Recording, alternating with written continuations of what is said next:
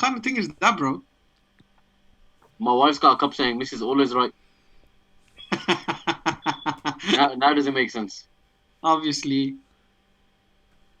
You're on lock, bro. That's what makes sense. Pretty much, bro. What podcast is this, Musab? 15.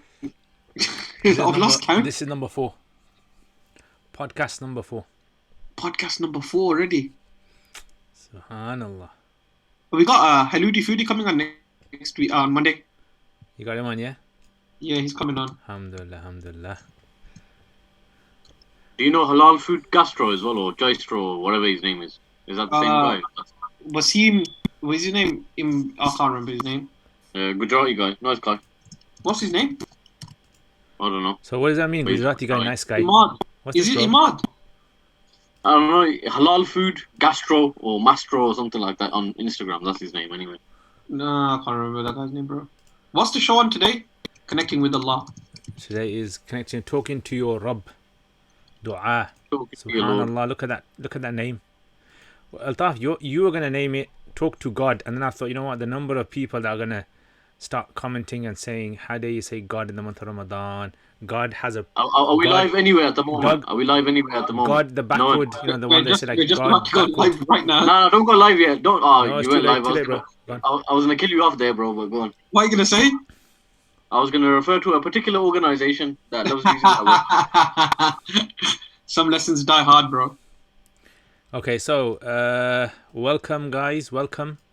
Ahlan wa sahlan, as they say. And we are live. So. Musab, can you send us the link of YouTube so we can open it up? Oh, I haven't sent you guys. Subhanallah. Come on, man, Mufti Sab, man. We can't see the comments ourselves. Does this lamp even make Shall I a just difference? send it on guys? WhatsApp? Yeah, just send it on WhatsApp. Okay, we're live, guys. Yeah. Assalamu alaikum, everybody who is watching. Jazakallah khair for joining us today on our 4th podcast of 3 dates. 4th one now already, man. Allah. And Does we haven't this lamp become make a difference before I go on, bro? Hollywood or Bollywood or all these guys. No one's contacted us yet. We haven't. We're waiting for contact from Hollywood. We don't want Hollywood anyway. We want the Pakistani one. What's the Pakistani one called? Lollywood. What a name! I know, man. See, you guys just made it up, innit? Mufti Saab, is that water you're drinking or is it something else? Are you having coffee or something? No. This is green tea. I thought I'd have a pint myself today. Oh, you got some. Allah. And don't worry, guys. Oh, actually, you know what? I haven't put the cups the right way around. So this is my. Oh yeah. Are you drinking with your right hand? Am I drinking with my right hand? Is it my left hand? That's the trick question. The riddle of the day. I'm drinking with the right hand so and left hand. I don't know. I'll send you guys the link. Okay, no worries. Inshallah, jazakallah khair. Okay, so mashallah, ahlan wa sahlan, guys. Welcome. And I think on YouTube anyway, I'm drinking my right hand. Yeah. I don't know about what's it? Facebook. We're live on Facebook as well. Yeah. So. Okay, so. Jazakallah khair for joining us today. Allah, what was that? Just me playing it, trying to sort everything out. But we're done now. What's up? Let's go. I thought your shaitans are locked up. So why are you out? Depends who you I'm at home. call a shaitan as well. Because I'm zooming from home. Shaitan zooming from home today. Yeah. Well, now, what you got on today anyway? Well, So- what am I wearing today? Yes. Obviously, we need to know, innit? Some baggy Moroccan thobe in it, bro. Like some proper poncho one. Oh, mashallah, man. You got too much swag, man. Too much swag, bro. I'm wearing... Bro, it's unironed. The colour's fading in corners. You can't see it at the moment, bro. Now, have you ever done this one? You know, when you went to school, did you ever just like iron this part, the V-neck part, and then iron the jumper? Huh? I went to Mosley school, so what I used to iron was just the shirt part from here because it used to come out a bit, Yeah. over here. And the jumper. Yeah, but one thing that school taught me, bro, was how to do a tie, and that's one thing I'll never forget. I can do a good tie. What is it, like the one that you wrap around twice and then you turn it So over? with the notch. Yeah. When I do a tie, it looks half decent. Okay, guys. So if you guys can let us know if the sound's working on the YouTube. If the Doing a sound's Windsor's working, skill, just let man. us know, guys. On Facebook, I think it's working very well. Alhamdulillah. So okay, Alhamdulillah, yeah, topic we're live. We're good on both. Mufti Sahib. Altaf. So what do you say about du'as, man?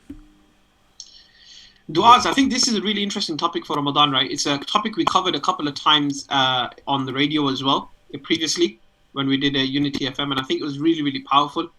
Yeah, especially in the month of Ramadan where people are like making du'a. So there's one is reading du'a and the other one was making du'a. So like there's like, you know, that whole when you just read the Rabbanas and like you don't even know what they mean and you're just like, oh, I'm just gonna read as many as I can before iftar. Or you're so hungry that you timed them just before, so you like thinking that if I start my dua kitab now, I'll get there just before azan. Because I don't want to look at the minute before azan. I want to look at azan time. Yeah. You know, there was an imam once here, and you know he was saying all the Rabbanas. Now, Yeah. in the Quran, not all Rabbanas are supposed to be said by us, right? Because like some Rabbanas are basically like, you know, the people of Jahannam. So in Jahannam, the people are going to be saying, Rabbana, you know, oh our Lord, please take us out from this. Yeah, give us another chance. So the Imam, he starts reading that. Yeah, oh Allah, take us out from this. Give us another chance in the world. So it's like those who don't understand the dua, what tends to happen is just being parroted. Imam just says something, everyone just thinks, you know, Imam is obviously never going to make a mistake. And they all just say Ameen. And so, you know, it's just... one of those What's up? You know, there's two things you can say in a dua. There's Beshak and there's Ameen as well. That's the two are always here. Yeah, Beshak. Yeah, Beshak is quite common, isn't it? In Arabs, actually, what they say is Ya Rabb. So you see, when the Imam's making dua, sometimes he's kind of like he's saying something as a precursor to the dua. Yeah. Like for example, he's saying, "Oh Allah, you're so powerful. Oh Allah, you created the universe. Oh Allah, you saved Nuh alayhi salam. Oh Allah, you saved." So you don't say Ameen there because it's not really a dua, is it? It's just like kind of like a, you know, a precursor introduction to the dua. Yeah. And so the Arab, they say Ya Rabb. Pakistani. Ya Rabb. So if you go to like Masjid Aqsa, if you go to Masjid Haram, you just hear the people saying Ya Rabb, Ya Rabb, Ya Rabb. But the non-Arabs would say Ameen, Ameen. Okay. Yeah. Oh Allah, Ameen. Yeah, and it sounds funny to the Arabs. Like, what's this guy on? Yeah. So it's like you're saying, no, it's okay. He's Pakistani, or you know, it's okay. Anta Pakistani. Pakistani, not Pakistani. Pakistani. That's it. That's what happens, bro. So yeah, you know, unfortunately, sometimes it's just kind of like not really kind of said properly. I remember once hearing a story, Musab, about a scholar. I think it was one of the scholars on YouTube is mentioning this in one of his talks about going for Hajj and Umrah. And he was like, once he was with his teacher and he was walking around the Kaaba, and he got to the he got to the door of the Kaaba, and basically he was behind his teacher and he was well excited because it was like, he listened to my teacher reading as many du'as as possible. I'll get all the best du'as, and all he read was Rabbana Atina Fid Dunya. Oh. And he was like that dua is all encompassing. Alhamdulillah. And he goes, he didn't make any extra dua, he just made that dua. Yeah. And I think he mentioned that he repeated it. So he was stunned because he thought he was going to get all these amazing duas standing next to him. Yeah. And he goes that's the amazing thing, isn't it? It's like Islam has made things so easy for us. I mean, in reality, it's like the whole point of dua is like you're communicating with Allah, isn't it? You're just like speaking to Allah, and you just speak in your own language. You say what you want to say. It's like you're kind of like you're requesting something from your boss. Yeah, you don't have to say in a language you don't understand.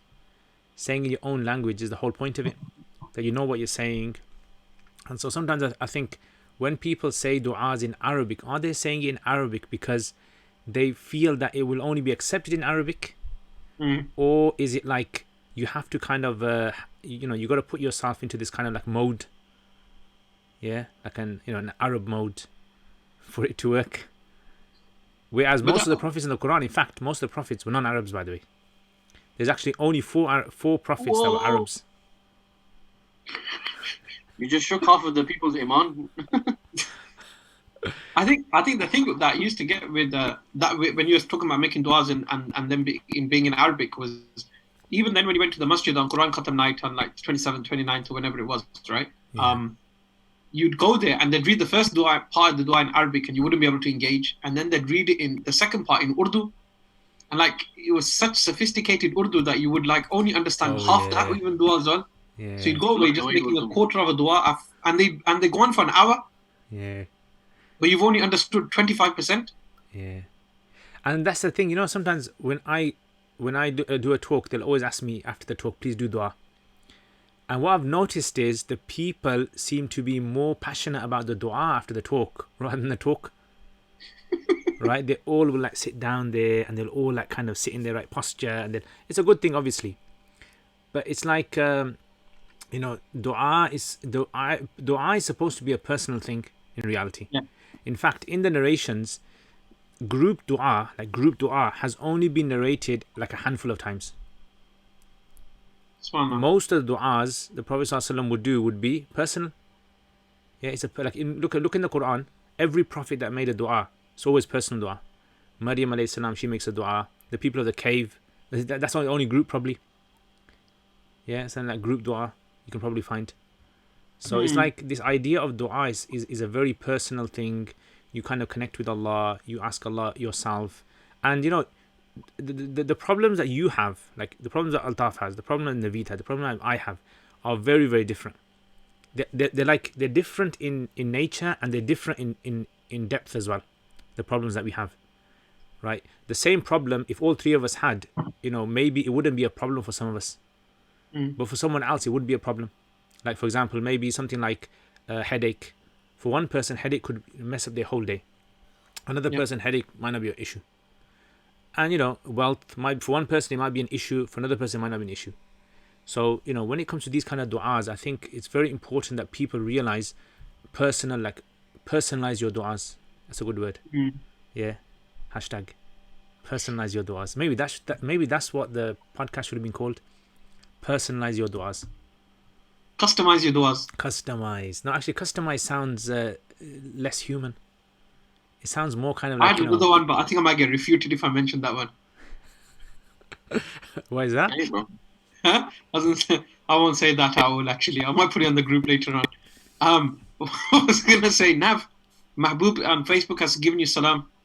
Given everybody salam. Wa alaikum assalam, Mahbub. Mabzi. Mahbuba Mahbuba. Mehbuba Mehbuba. What nasheed is that, Mufti Saab? That is basically from the 1970s. Yeah, famous. It was a famous Around the Fire. So I can just picture Mabs dancing around some fire now. So yeah, thank you for that. You know what? Surely, yeah, and these kind of things, no one can forget those. Yeah. That's like. Is it Shole? Shole, isn't it? Isn't Shole? Is it What Shole? is that song? You don't know? What's this, bro? I have no idea what you're talking about when it comes to Indian films. Well, unfortunately, You know what? Yeah. Unfortunately, some of us have good memories.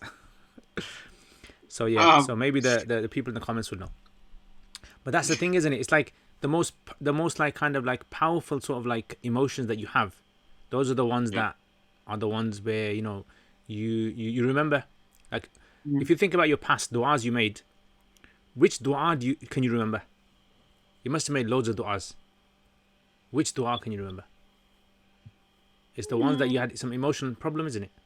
Someone passed away, some issue. Those are the kind of like most powerful du'as that you can have. And this is why in the Quran even like the du'as were very sincere du'as. Yeah, and I mean, sometimes when people make du'as and they're just like parroting the du'a, sometimes they don't even know what they're asking for. Like there was one guy, he was saying he was an Egyptian, and he was by the Kaaba and he was saying, Allahumma inni as'aluka al-Jannah. They don't say G money. They say Ga. Instead of Jim, they say Ga. So he goes, oh Allah, I'm asking you for Jannah. Allahumma inni as'aluka al-Jannah. Allahumma as'al al-Jannah. So, Allah, give me sugarcane. So the Pakistani guy walking past, guess what he said? You've come all the way to the Kaaba to ask for Jannah, which you could get at home. That, you know, what's it called? Sugar cane. Sugar Yeah, cane. Sugar cane. Yeah, ganna. I've never even heard of that, man. You Yeah. guys have some weird languages. You don't have that in India, bro. I don't think. You don't have It's it? got- Of course, you have sugar cane in Yeah. India, man. What do you like call it? I have no idea. We have so many languages in India. That was the excuse for not knowing that. Okay, let's check out some of there's a few questions here. Our teachers used to say that we should read Quranic du'as because these are the ones that we know for sure Allah Ta'ala answered. So if we make du'a using the same words, then chances they get answered. Not necessarily. I mean, I would disagree with that. Because Refutation pending. yeah, I mean, see, the thing is, it's like, then it goes to the issue, isn't it? That does it mean that we have to know Arabic to get close to Allah? That's the problem it brings. Like, do we have to know Arabic to get close to Allah? You know, it was only a handful of prophets that knew Arabic. And the dua of Nuh alayhi salam, he didn't speak Arabic, but his dua is recorded in Arabic. Like, Allah transmitted it for the Arabs in the Arabic language. So that doesn't necessarily mean that you have to say that dua. But yes, saying that dua at a certain time because of a certain thing, definitely that would have more, you know, potency. Yeah, there'd be more chance of the dua being accepted because it's said in a situation where that dua is most likely to be accepted. But like we said, you know, it's more to do with the emotional state that person's in, that the duas are accepted, rather than just saying these duas, just rattling them off one by one. And I think some people have this mindset. I'm not saying it's totally wrong. I'm saying I disagree with it. So some people, like for example, you know, like the daily duas you have. Yeah. The Hizbul Azam. Yeah, you know, on Monday you say all these duas, and Tuesday you say all these duas, and so they're good, as in for barakah purposes, they're good, and you know, that doesn't necessarily mean they'll all be accepted, but people possibly do them because it's done out of good hope. You kind of think to yourself, you know what, pious people in the past and prophets of Allah made this dua. If I make this dua, at least I'll get some barakah from it. Yeah. And that's fine. I mean, then, you know, there's lots of things you can do, dhikrs and recitation of Quran. But what we're saying is, when it comes to the dua itself, dua should be a personal thing. That's why I feel. Musa, we've got a question on Facebook. I'm sorry. Somebody's asked a question and said, "What do you think about the Lord's Prayer?" The Bible one. Yeah, I think it's a Bible reference. It's a biblical one. I don't know if it's from the Bible, but I know it's the Lord's Prayer. Is it in the New Testament? I can't remember, but I remember. Yeah, if someone has it, just put it up.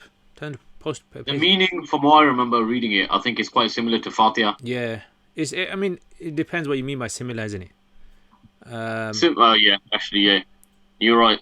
The whole thing about shirk and stuff kind of makes it a bit different. I don't think there's any shirk in there, but if someone could put it up, because I don't remember the two words. entities there. The first part is probably a bit you know. Yeah. Okay. So on Facebook, on YouTube as well. Our Father who art in heaven, hallowed be thy name. Bizg is saying, I feel like my du'as are not very heartfelt. It's just something that rolls off the tongue. Yeah, I think a lot of people, and like I said, I think a lot of people, they simply just conform with the society, like the Islamic sort of culture that we've created around ourselves. That du'as should be done in this fashion, in this manner, in Arabic, you know, and so people, they don't feel their own personal du'as hold any weight, right? So, you know, my mum would rather me give her like a whole A4 page of Arabic du'as to read, rather than the same thing in her own language, she make that du'a herself. Yeah, and it's just because some people, Mufti Sahab, they will wait all year round for Ramadan just so they can do the witr du'a. Yeah. But I do miss that's the du'a that impacts them. Yeah. I actually do miss witr. It's the only time we play congregational witr, innit? I know. Definitely. Have you not prayed in Amana? Yeah. But not recently. No, not that Mufti Saab's going to admit to.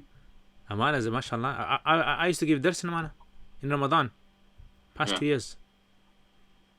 I like it. It's very... Yeah.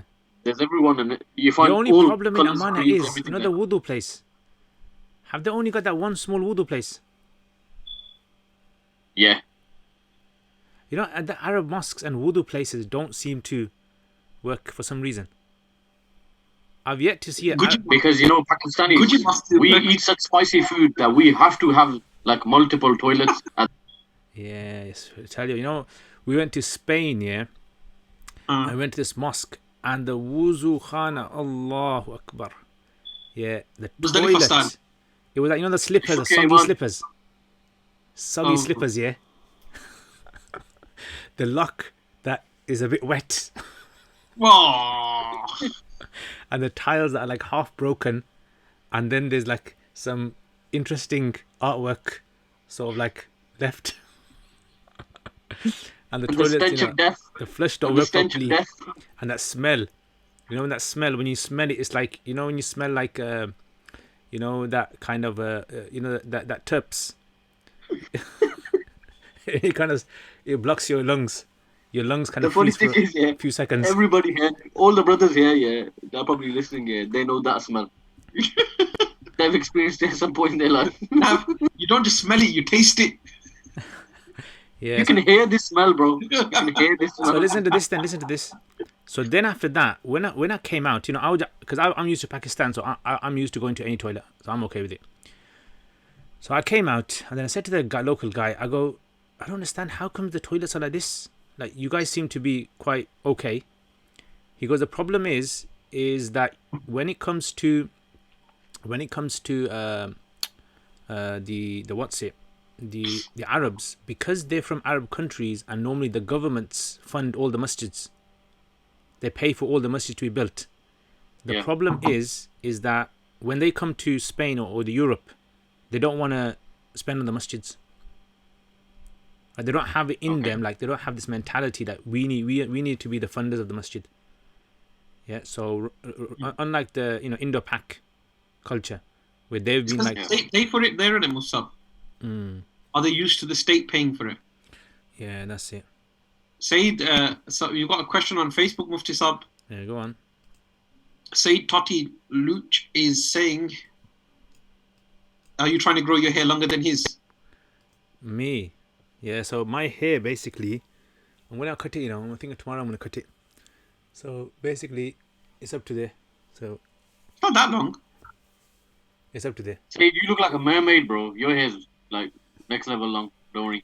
Mufti Saab's nowhere close to your hair. Yeah, his hair's curly as well. I know. So it looks like those kind of like, Hawaiian, the Hawaii he looks like kind George Masvidal. You watch UFC, George Masvidal, that's who he looks like. Okay. Carbon copy. Google his name. Yeah. Come on, to hear Joe. Actually, who does he look like? Especially when he takes his tongue out. Yeah, Saeed, bro. You know what? That looks like one of those kind of like half dragons, half demonic figure. I love you, bro. Really, don't refute me. He goes, Halal BMF. Halal BMF. What's that? That's a George Masvidal reference. Okay, that one just gone over my head. Don't worry, you don't want to know what it stands for. Yeah. Okay, so come on. So Naveed, what was tell me one dua that you remember in your life. One dua I remember in my life. That sticks out from the rest. The opening iftar one. Ya Allah.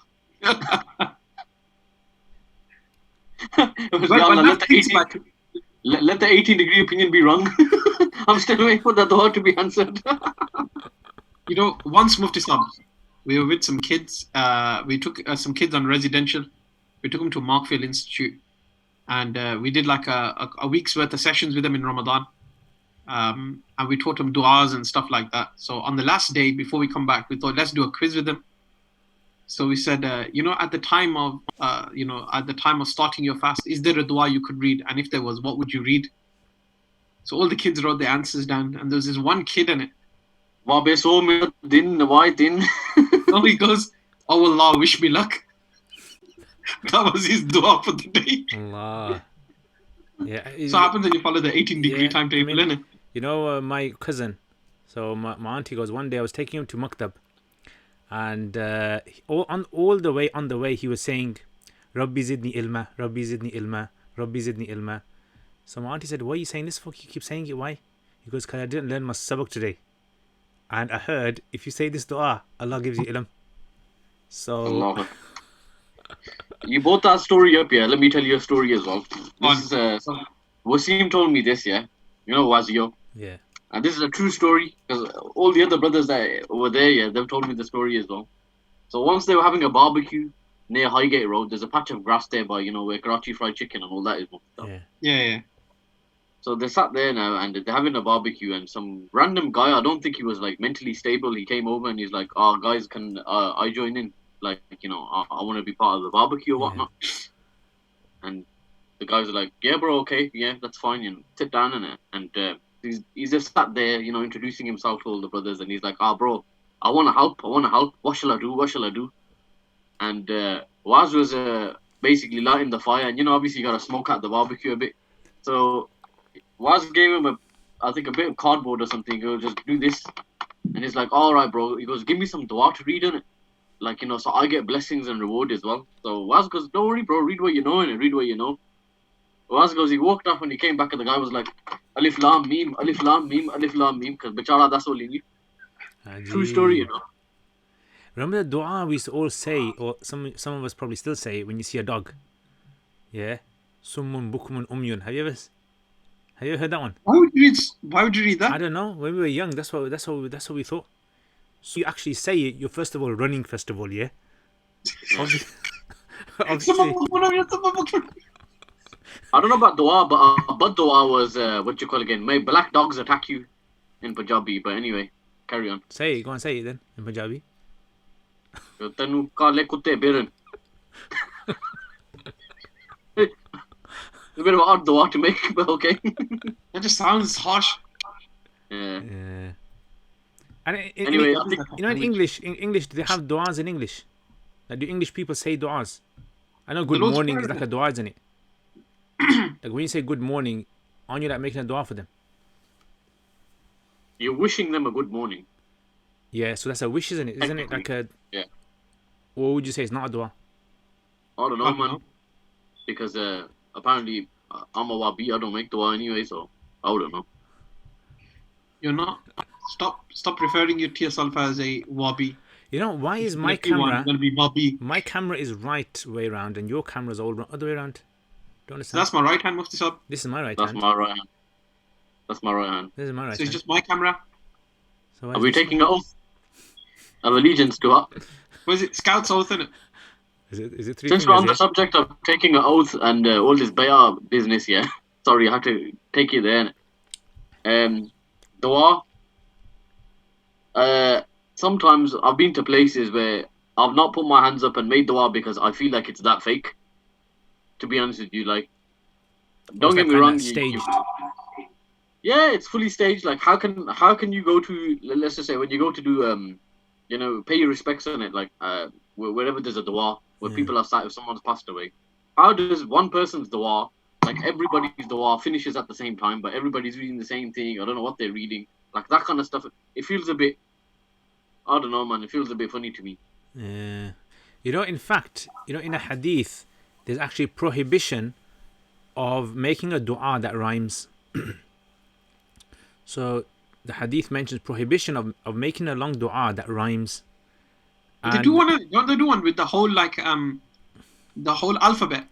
That's The it, isn't Arabic it? alphabet. It's like the commentators say the reason why the Prophet prohibited it was because it was not sincere. Like, it was to kind of entertain. It was more about entertainment. Like, the dua that you make is just supposed to be very from your heart, isn't it? So if you got time to think of an ending of each sentence, like you make a dua, oh Allah help Naveed, make him Yazid,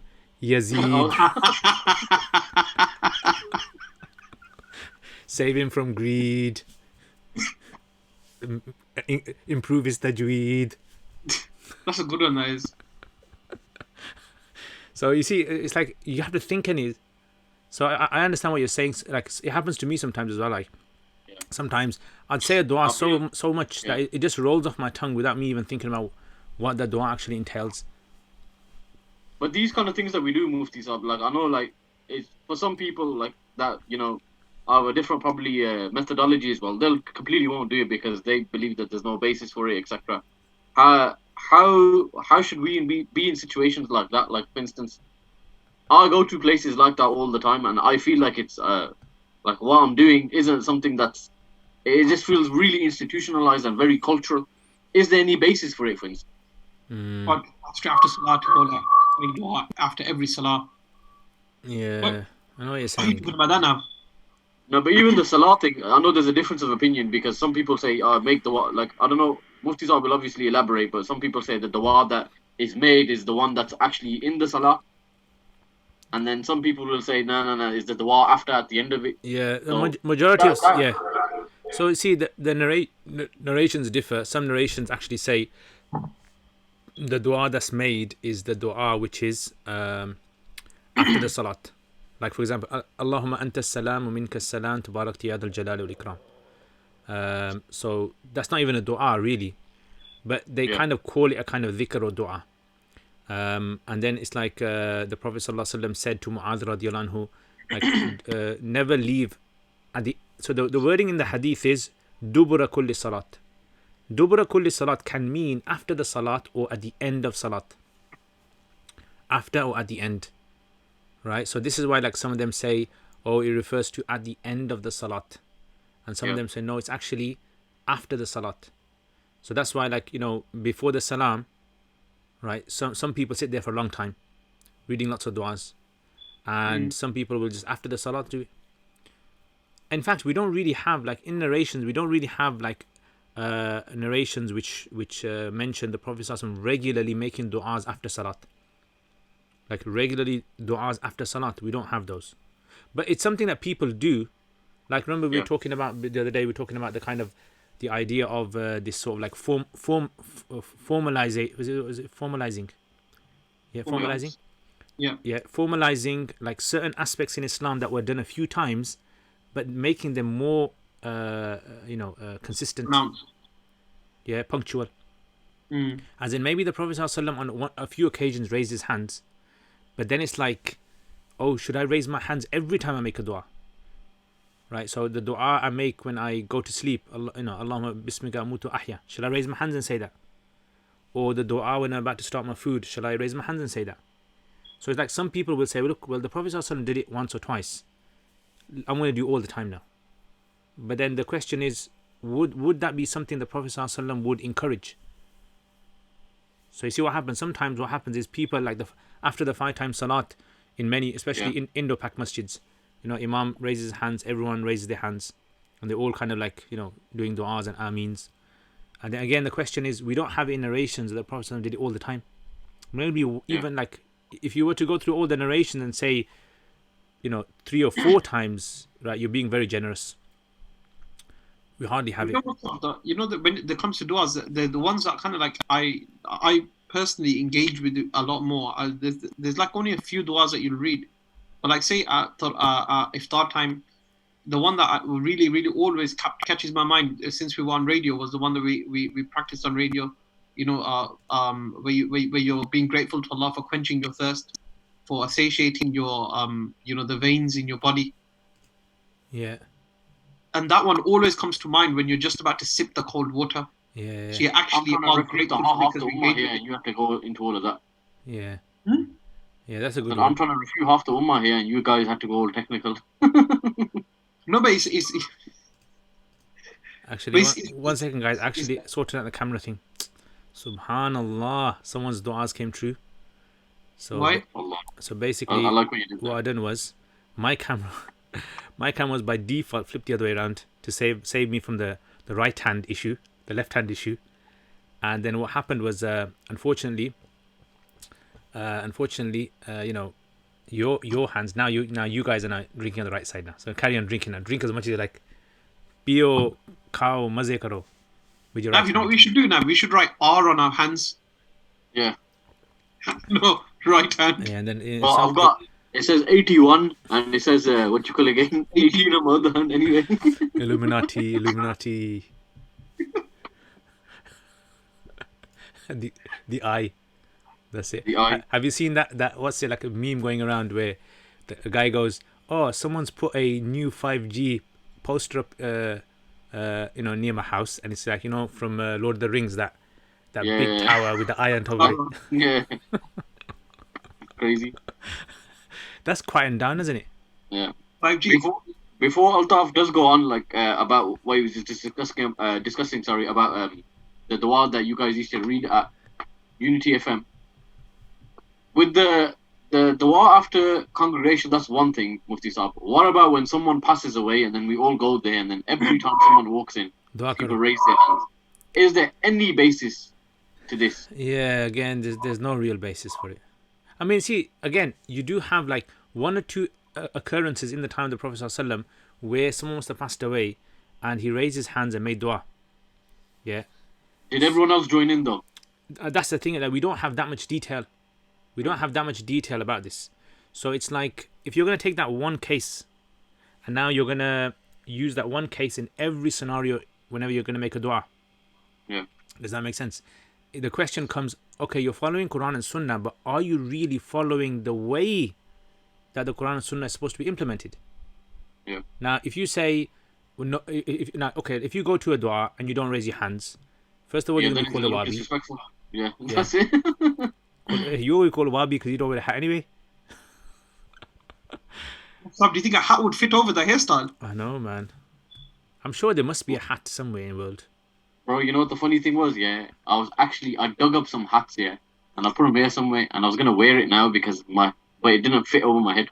And my wife said I look like something which I won't share on the podcast, but it was very offensive. Now, have you got that other one? The one with the M shape and the mirrors? The Sindhi hat. No, I don't have one of them. Oh yeah, that's a good one, isn't it? In Pakistan, they're quite expensive, like the proper ones, handmade I ones. got. There was one that I was wearing. I don't know where it's gone. They can go up to a few hundred, Yeah. What? Those And one of those trophies? Yeah, the Where did I Sindhi, put the hat? Sindhi hats. He's got more quality mirrors in it, Mufti Saab, or something. I don't know. Right. You want to see me in a hat? Let's make this happen. I think. Okay, let's check out some questions here. So, I'm gonna look like Qaid Azam. okay, Naveed, you got someone that's criticizing you, bro. Assalamu alaikum. Can you explain if saying the name of Allah like Naveed did sounded in a comedy way in the motivation podcast? Allah. It goes Allah. against you. That's it now. You're going into your Sufi mode now. That's it. Okay, so is this This is what I allowed in don't have. Islam? Can you use the name of Allah and dhikr in terms like astaghfirullah in comedy way? Ikhtilaf, my brother. Just say ikhtilaf. If you want to get out of sort of like situations, I teach the students 3 things, yeah? Every time Go someone on. comes and objects to you and you don't have time to kind of fully answer them, just say, I really apologize. Jazakallah khair. And make dua for me. So apologize, Naveed. Apologize now. Apologize. May Allah make me better than what you think, and forgive me for what you do not know. And that's And actually I'm a sorry. dua. That's a famous dua of Ali radiallahu anhu. Yeah. Yeah, it's actually the whole dua is, Oh Allah, Allahumma ghfirli lima la ya'lamun. Oh Allah, forgive me for that thing that they don't know about me. So if someone praises you, he would say, Oh Allah, forgive me for that which they don't know.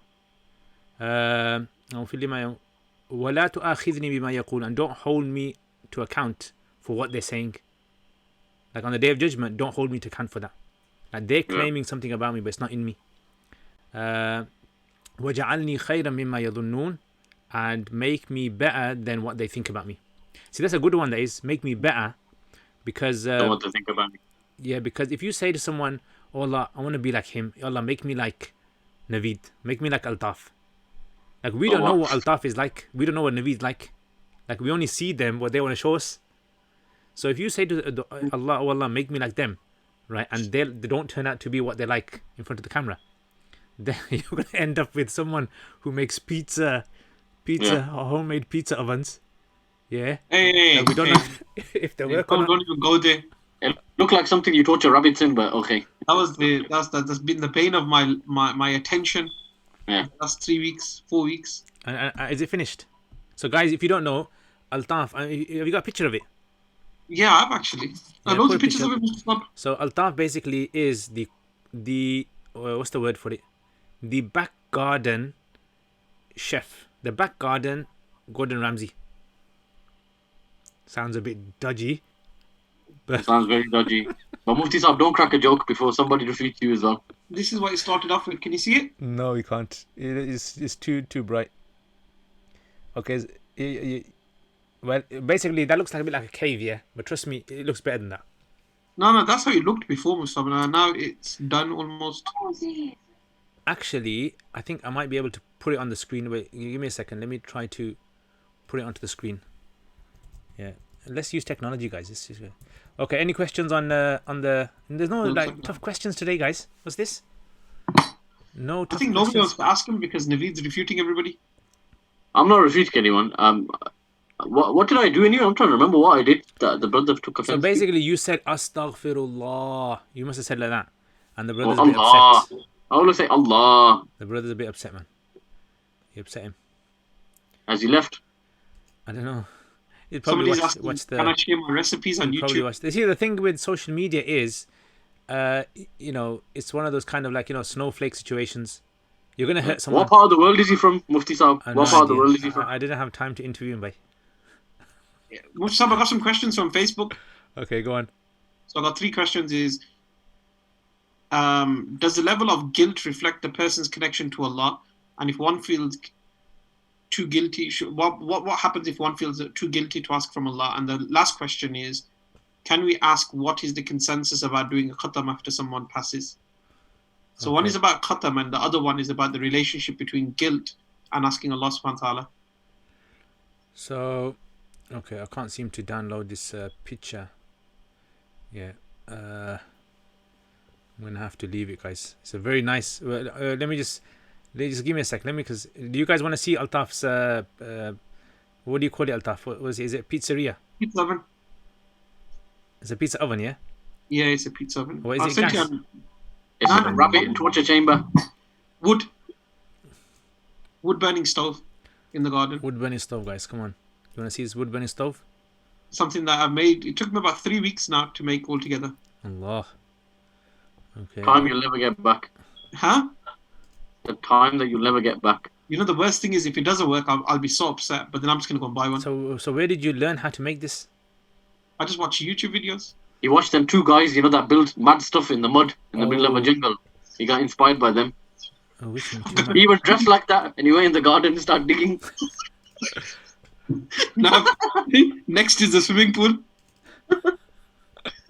You mean that kind of South American? Yeah. Oh, that's excellent. That is. Look how many hits the guy gets, man. Like swimming pool in the basement. The recent one was, isn't it? Like Yeah, in the It makes a basement. lot of pointless stuff though. Like, why would you need to make that? Okay, I've got it. Let me show you it. Okay, here it is, guys. Naveed, are you getting refuted by your missus or something? You keep looking up. She was laughing at me earlier, when you got the complaint. She was like, see, you need to watch what you say. Right, And here I it was is, like, guys. thanks, brother. Thank you for This that. is it. Check this out. What do you guys think? This looks like the what's those is it called the hobbits? Yeah, it looks like the Sire. Yeah, look at that, man. Look at that, guys. Should we keep this on all the way through so we can get inspiration? Put it next to Altaf. I can't see it at the moment. It looks like a rabbit torture chamber. Oh, yes, it's there now. I can see it now, Mufti Saab. Yeah, Allah, guys. So if you guys need any sort of like pizzas made, and Aziz's Pizza doesn't have time to make pizza for you, then you got. So it's not finished yet. This is the second layer of insulation. I think it's good. You know what? I'm gonna come when it's made. Inshallah, invite me down. Definitely, Mufti. I'll stand 2 meters away. I'll stand 2 meters away. Don't worry. I've got my tandoor now, and I've got my pizza oven. I've been just cooking in the garden whilst I've been furloughed up from work. So that's all I'm doing. That's good. You know that Spitfire. Did you manage to sort that Spitfire out? No, I need to get one, man. That's next. Hopefully my wife doesn't watch this. She can say to me, how much more are you going to put in the garden? It's another controversial subject, but let's just leave it out. I'm going to say, how do you feel about... Okay, sorry. people Wait from there. Muslim Let's go back to that organisations? dua. Let's go back to that question. Come on. We The one about khatams. Yeah, so again, with regards to khatams, like we don't have from the Prophet ﷺ this kind of tradition of khatam du'as. like we do. It does exist in one or two occasions, Sahaba, like collecting the family, doing like a dua. So now, do we do all the time? Shall we do all the time? This is where some of the scholars, like Imam Ibn Taymiyyah, is quite strict on this. And he said, if something wasn't done by the Prophet ﷺ regularly, you can't do it regularly. You can only do it like how he done it. Yeah, remember I was telling you about the dhikrs after salat, right? So it's like the tasbih Fatima. So it wasn't done by the Sahaba after every salat. It was just kind of like encouraged to be done on some occasions, and then that's basically how it kind of like it became popular. So now it becomes so popular that people now, if you don't do it, like you go to the dua, someone passed away, and you walk in and you feel shy, and in front of all the uncles you have to say like you have to try to say it in the right accent as well, with the right tajweed. Dua karo. You can't say English as well. You can't say let's make dua. Yeah, because no one's ever said that. It's funny. When I've gone to like a chachi dua, I've done the chachi accent, and I've tried to sound like a chachi guy, and I kind of, put that on as like dua karo ji.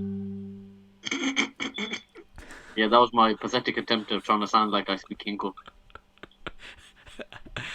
There's those kind of cultural things I never get. The one I never ever got was like, so those things that everybody says from within a culture. So they'll say dua karo, or they'll say, the one I never got was when somebody passes away in your family, when somebody says Allah ni marzi.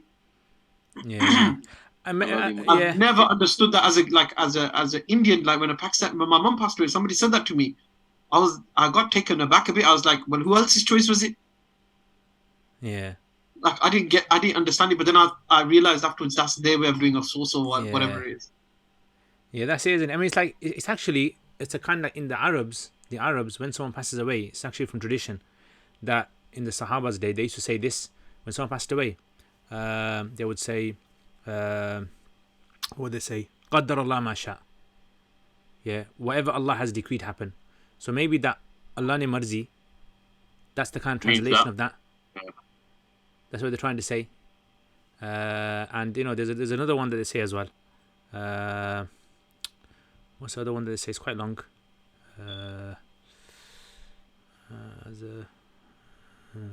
Mav, do you know it?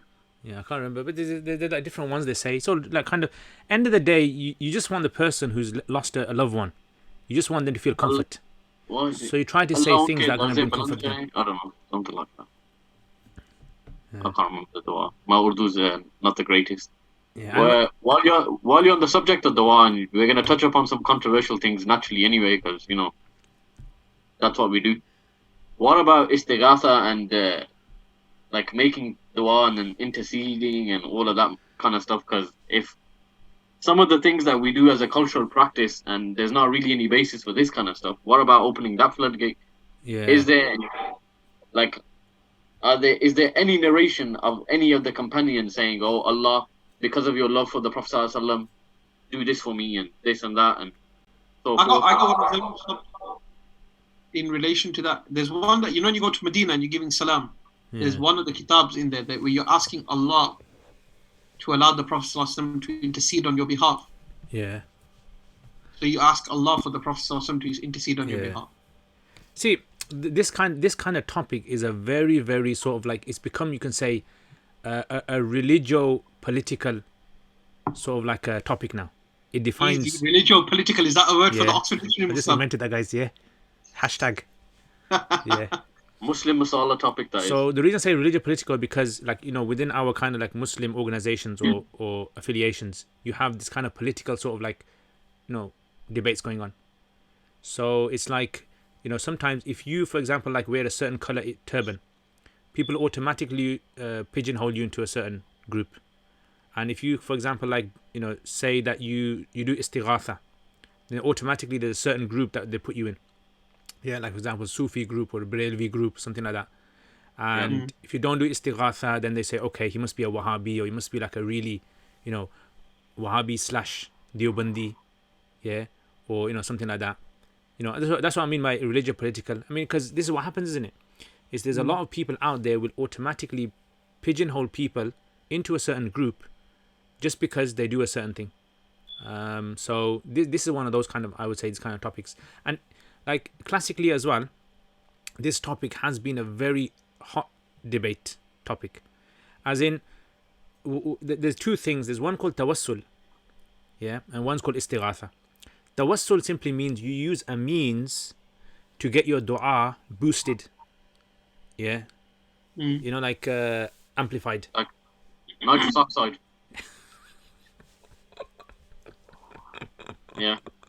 That's it, nitrous oxide. Like you're going at 80 miles per hour, Nas, bro. and the guy next to you is kind of going past you fast, and you're thinking, okay, in a Nissan Micra, yeah, and then you pull out the The nitrous oxide. So that's what tawassul is. Tawassul is basically getting your dua like that boost, head start. So therefore, this kind of like this kind of thing, this kind of like dua that we make, this what we call it istighatha dua, tawassul dua, is it allowed? So the scholars say it's allowed for actions. You've heard that famous incident about the three men that go in the cave, yeah. Right, and they go in the cave, and each one of them asks dua to Allah to open the cave through an action. Yeah, so this is called wasila. Yeah, tawassul bil a'mal. Everyone says it's allowed, and then it's like, okay, that's allowed. What about asking others to make dua for you? Like you go to someone else, and instead of you making dua to Allah, you ask, you know, your parents, or you ask your friend, or you ask, you know, your sheikh, can you make dua for me? That's allowed as well, because the Prophet ﷺ, he told many Sahaba to make dua for him. Umar radiallahu anhu.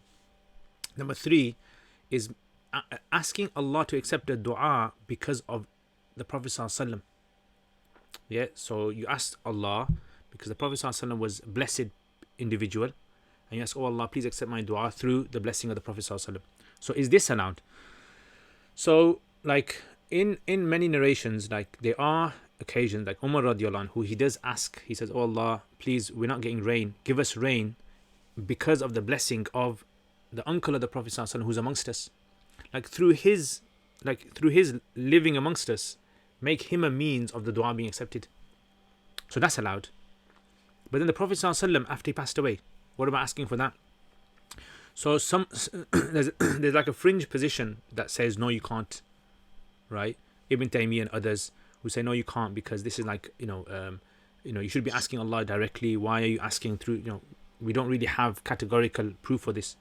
And others say no, the idea is that look, the Prophet ﷺ, the love you have for the Prophet ﷺ and his status, oh Allah, accept my dua through that. You're not really kind of, using the Prophet ﷺ himself as a means. You're using the status that he has. So majority of scholars say that's allowed, right? Majority of the four madhabs, they allow this. But then asking regarding another person, like saying, oh Allah, through Ibrahim alayhi salam, or through the people of the cave, accept my dua. Can you do that? So like some of the scholars stop there and say, look, how far are you going to go with this?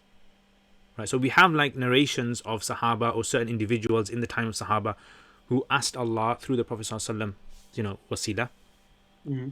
But Imam Shawkani, interestingly, he has a book of du'as. He has a book of du'as, and he actually says that it's allowed. You can ask through anyone that's pious. You can ask Allah through them and it'll be accepted. So he's like really open with this. So that's wasila. That is, the whole idea is you ask Allah, but you're using some means to boost your dua. What was it? Nitrous oxide. Nitrous oxide, yeah. Yeah, nitrous oxide. And the other is the istighatha. Now istighatha is that you're asking someone who's passed away. So someone's passed away. Yeah. You're asking them to make dua for you in the world that they are in. So in the barzakh that they are in. Yeah. Right, the life after death. So they're in a different life form, obviously, but you're asking them to make dua for you. So is this allowed or not? So this is where like evidences become a bit grey, a bit cloudy here. So like there are some verses that say things like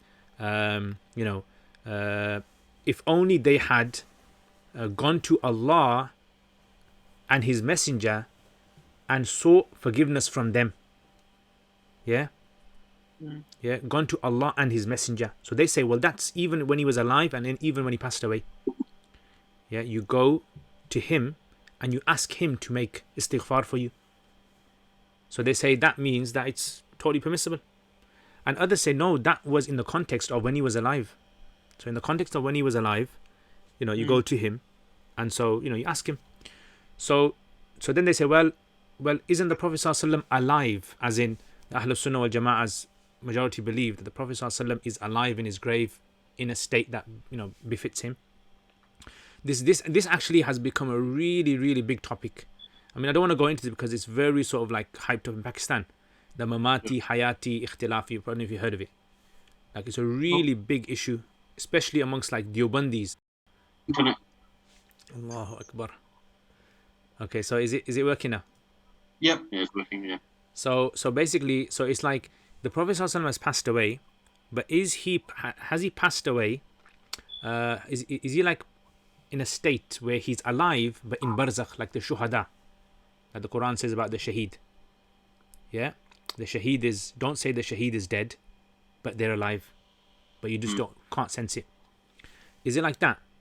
So one group has said yes, it's like that. Another group has said no. The life is a living life, like we live, we can feel. He can feel he's alive. Does that make sense? So that's the fine line between the two. So one calls himself the Hayati, one calls himself the Mamati. And because of this now, it's like very, very, sectarian in some places. Like they call each other kafir in some places.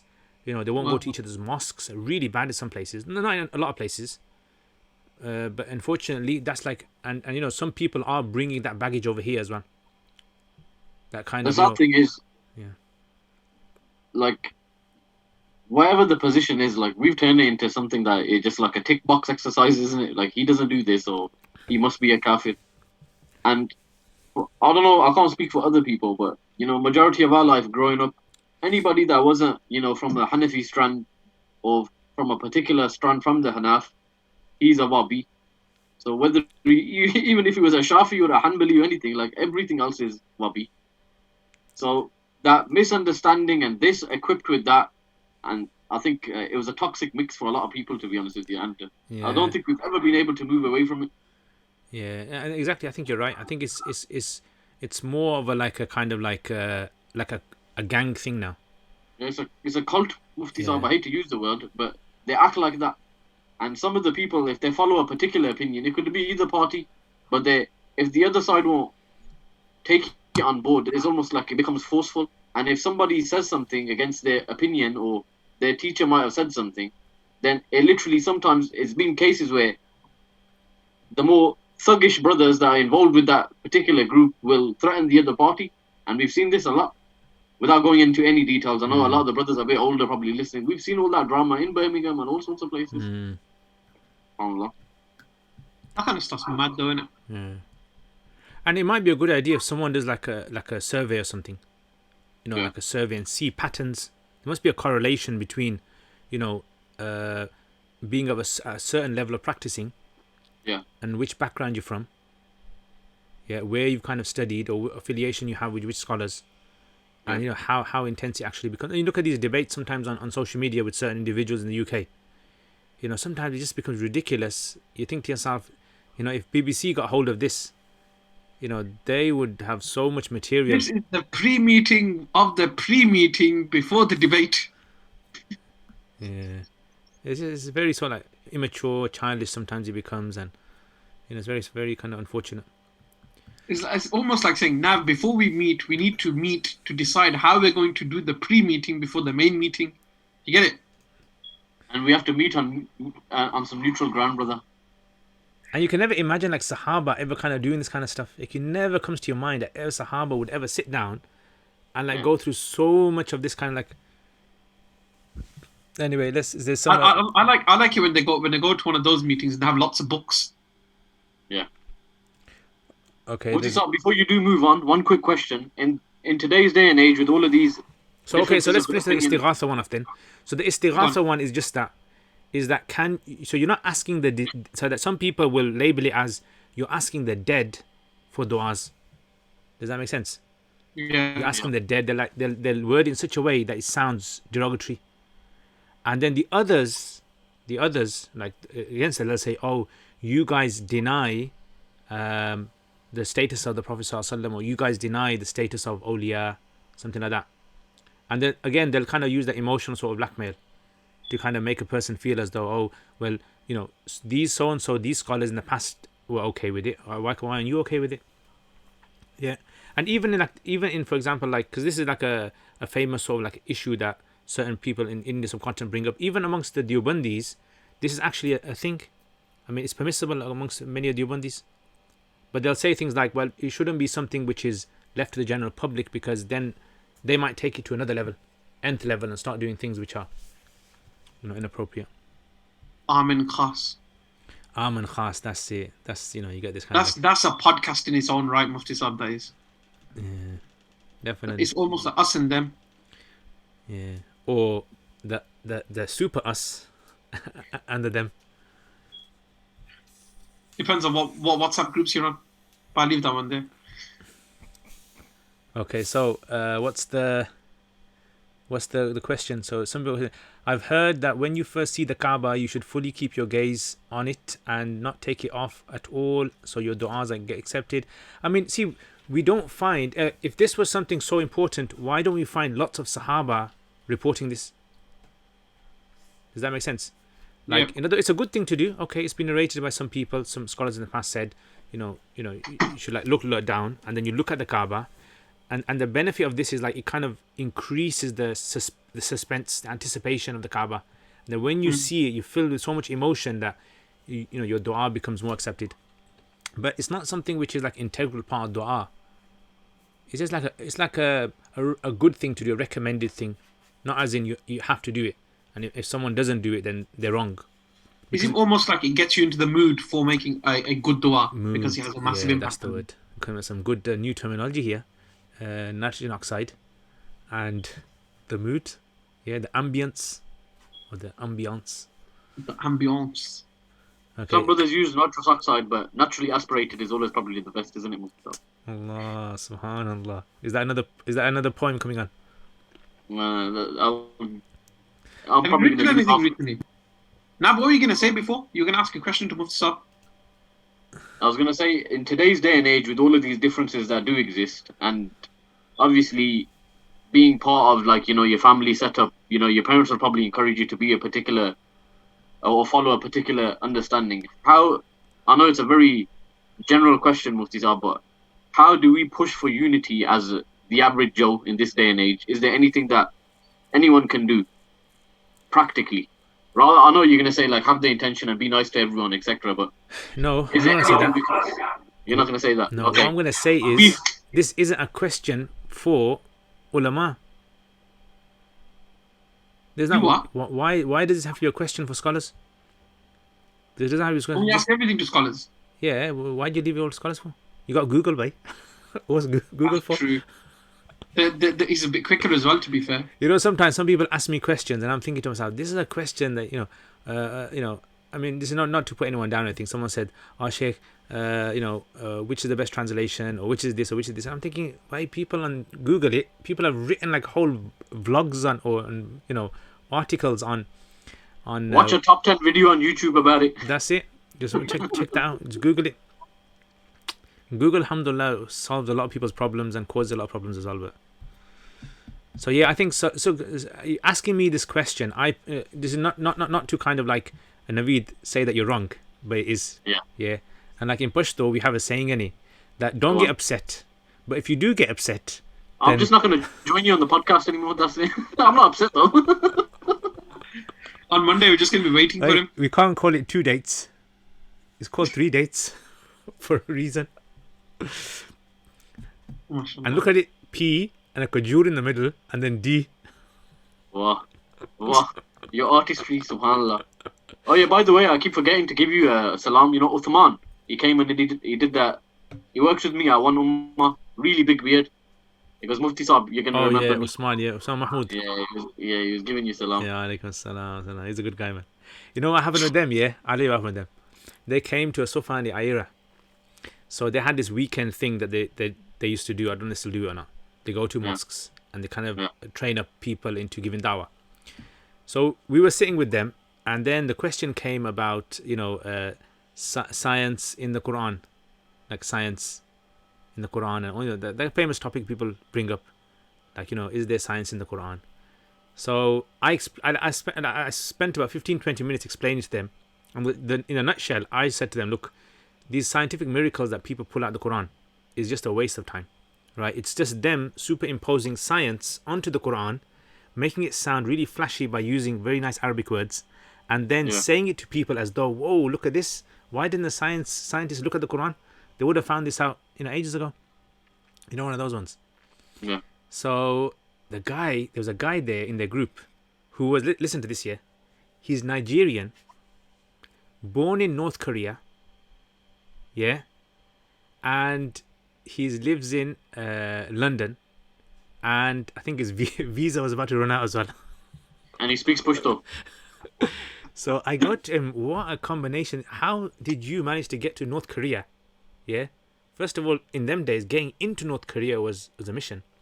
He goes, oh, his parents were, I think they were some diplomats or something, and he was born there, and they came.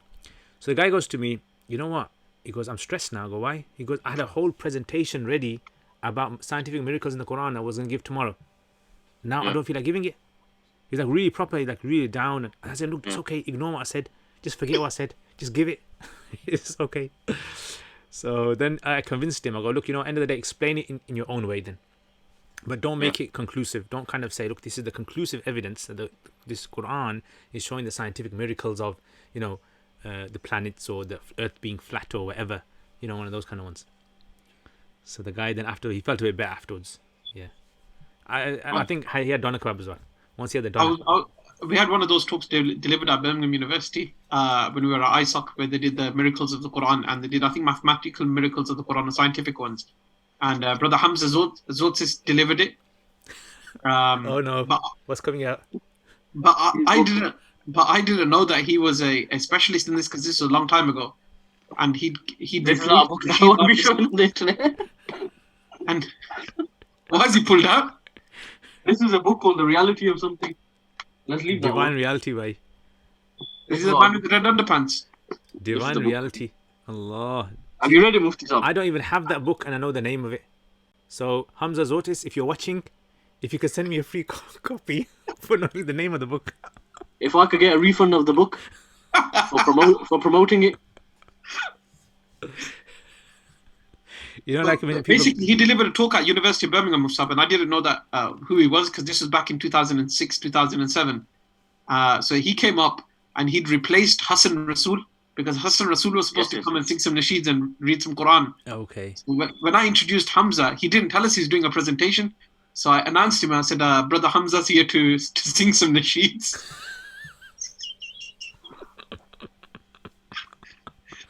He was, brother, I'm not going to be doing nasheeds today. And he did his presentation instead. Yeah, no. That was funny. Nobody knew who he was. He's a top guy, mashallah, the guy. He's got a skill in presenting things, explaining very complicated things. The stuff he says. Because once I attended one of his talks in a Sufa. So this kind of stuff he comes out with is very, very intricate, high-level stuff that we study in madrasa to do with ilm al-kalam, which is like, the fiqh of aqidah, which is a very difficult thing to kind of get your head around. And the guy just explained it so easily, and then he kind of supported it with statements of, modern philosophers. Yeah, and everything just seamlessly just fits it all together. It's fun. Obviously he's given the talk hundreds of times. Yeah. But he's obviously got something. Like he's got a way of connecting with the young audience, which is a very important thing in nowadays, because that's another thing about du'as. Du'a, one of the benefits of du'a is not only getting creating this hope in Allah. Whether you get the du'a or not isn't really the main thing. The main thing is more you're creating a mindset and aqidah.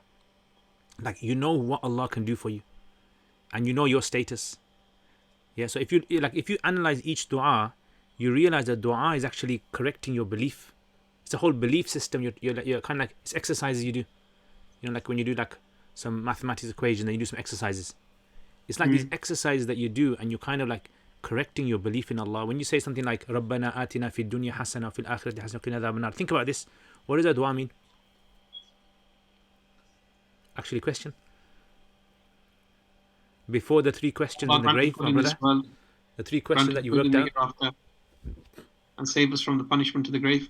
But have you thought about it? Why are you asking for these 3 things? because it's everything. Because those three things would mean that you have, as a human, you get everything that you would want, good here, good afterwards, and you don't get any punishment, which means that because you're going to be punished, you're going to be questioned for everything. So you get off lightly on all three things. Whoa! Did you Google that? And you fulfill your purpose basically, innit? If those du'as are answered, kind of, innit? Yeah. What else would you want? Yeah. And look at how it said, "Give us in this world good and in the hereafter good." It didn't say, "Give us in this world and the hereafter good," because if you said, "Give us in this world and," then if you got good in the hereafter and got a messed up life in this world, you're gonna get what you asked for. Subhanallah. Yeah. So it's like, every single thing you're saying it consciously, and then asking for in this world shows. Look, if this world's not made, if you don't live in sound accommodation, safe accommodation, if you don't have safe sustenance, if you don't have an environment that you can worship Allah in, how are you gonna worship Allah? So your first thing you ask for is dunya. You ask for dunya. It's something, like Christians, the American evangelicals. What do they say? They say, well, obviously they're a bit extreme. That you have to what was it? They say to be close to God, you have to be rich. The richer you are, the closer you are to God. So they've got it half right. Yeah, the part which is, in a worldly terms, you have to be like in a position where you can worship Allah. If you're in a position like if you know this, in places where there's lots of poverty, people don't have time to worship Allah. Yeah, they're thinking about where am I gonna get the next meal from, where am I gonna get water from, where am I getting, where am I gonna get the medicine from to feed, to treat my parents, right? And du'as are lasting, and that's why the Prophet ﷺ said that poverty puts a person on the brink of kufr. Poverty is like one of those things that can put a person on the brink of kufr.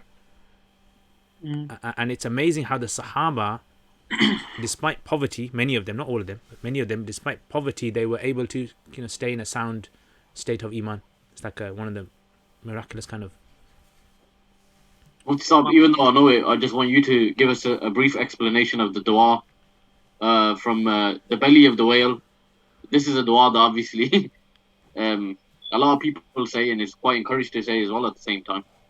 Is it a dua that you often make? So there's Yunus alayhi salam one. Yeah. So again, look, is this really a dua? If you think about it, this is dua is when you're asking, isn't it? Yeah. You're asking, but in this, are you asking for something? What are you saying? La ilaha illa anta subhanak inni kuntu minadh dhalimin.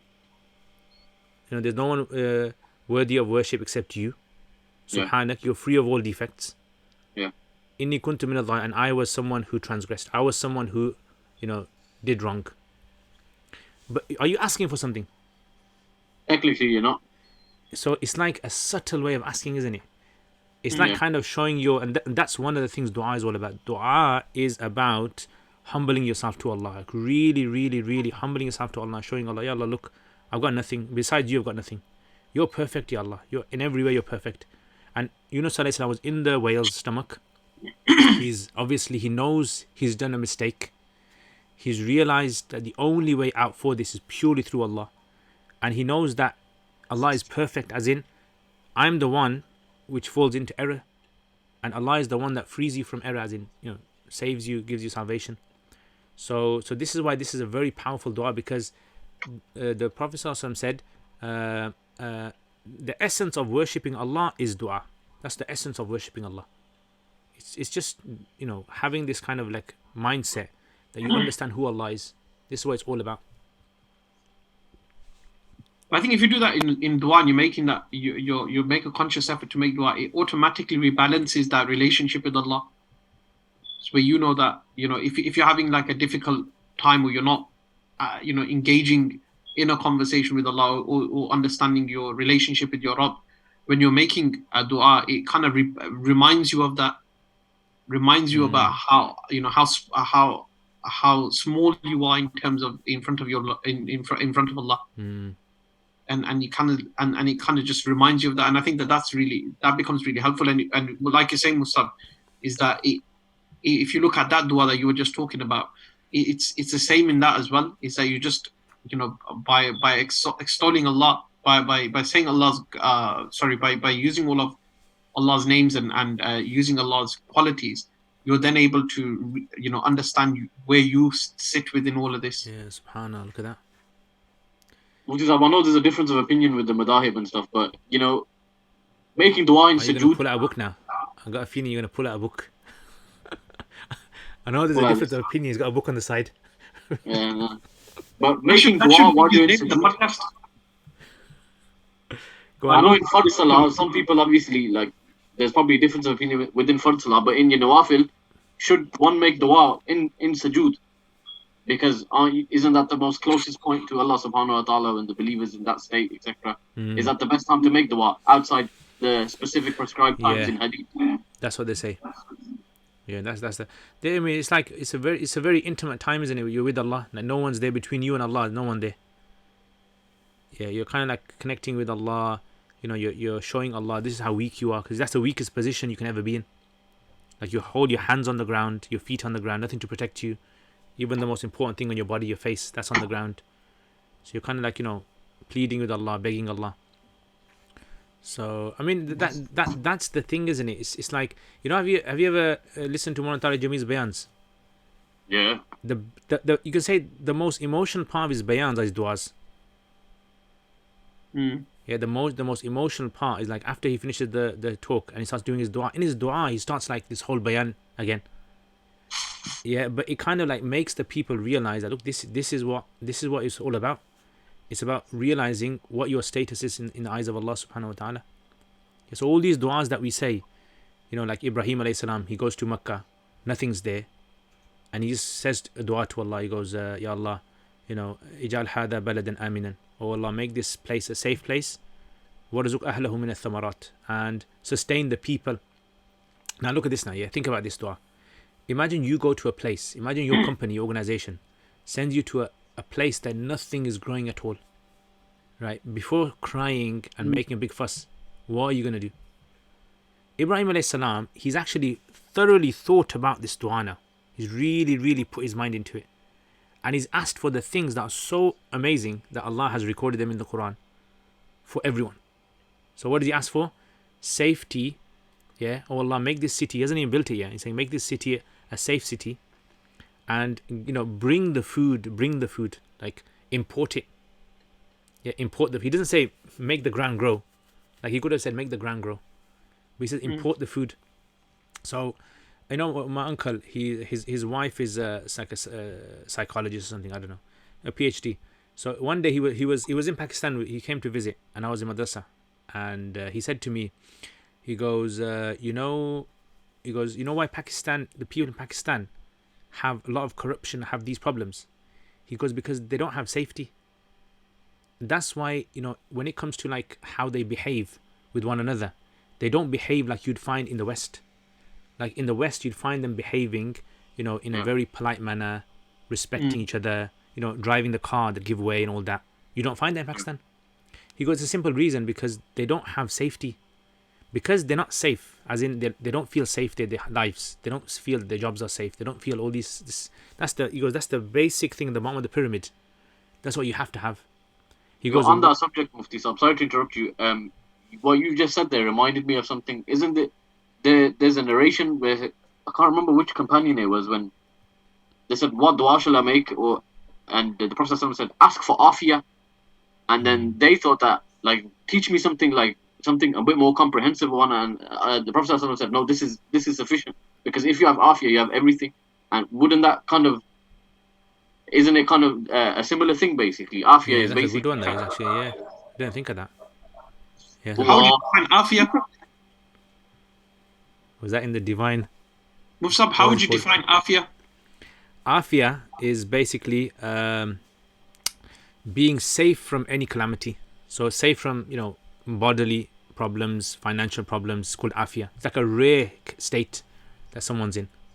Tranquility almost. In fact, the Prophet ﷺ said it when Sahaba were going to go to battle, and the Prophet ﷺ said to them, "Don't ask Allah that you want to meet the enemy tomorrow, but ask Allah afia." As in, don't put yourself into a position where you're putting your own faith and everything at risk. because you don't know what's going to happen. Someone could put you into a situation and you lose all hope in Allah. Yeah, so it's like afiyah is a very sort of like powerful, yeah, definitely. So Should we always be making dua for afiyah? Yeah, I mean this is what we should do. Ask Allah for afiyah. You know, the other day I put on my Facebook. We'll go back to the Ibrahim alayhi salam one in a bit. But you know that, remember I put on I put this thing on Facebook. If you guys don't know, it was like, what's the most tricky question? What's the one dua that you'd ask for? And everyone's putting their things, and the clever guys are putting, oh Allah, give me 1,000,000 duas. You know, one of those ones, the genie one, where you know you want like I want unlimited wishes. Unlimited wishes. And I was reading them, and I was thinking to myself, it's like, is there like a prioritized dua that everyone should make, or is everyone's priority different from everyone else, or is it just like some people think they need this, but they don't really need that? Does that make sense? Mm-hmm. Because it was like I was reading through, and some people asking, oh Allah, you know, give me sustenance. Oh Allah, give me barakah in my time. Oh Allah, give me, you know, guidance. Oh Allah, give me Jannah. Oh Allah, save me from the hisab. Oh Allah, you know, let me die in iman. Does that make sense? Like maybe different people are thinking of different things at different times, and they think maybe this is the most important thing. Does that make sense? Yep. Yeah. So it was like, so Ibrahim alayhi salam, he makes this dua now. So the Mufassirin say, look at his dua, safety first, yeah? Once you get safety, the next thing people think about is sustenance. Yeah? Because if you don't have safety, no point in sustenance. And then when he asked for the sustenance, he actually asked for it to come in. And they said the most likely reason he asked for it to be imported is so that Makkah does not become a source of attraction besides the Kaaba. So if Makkah became a source of attraction besides the Kaaba, like if people came to Makkah not because of the Kaaba, he said then the whole point of Makkah being the core center of the Muslim world is gonna be lost. So he deliberately asked, and now even till today, Makkah doesn't produce anything itself apart from dates. And so there's this kind of like, you know, it's how he thought of this dua, you know, makes us think. It's fun. Okay. What was another common dua that the Prophet ﷺ would make? Okay, 1 second. There's a question here. Let's just read a few of these before we finish off. Mullah, I've seen people split ties during purely due to the fact that one believes in the permissibility of istighatha and one doesn't. Yeah, unfortunately, that's what happens. Here in London, it's more the Sufis and non-Sufis. Yeah, that's what happens.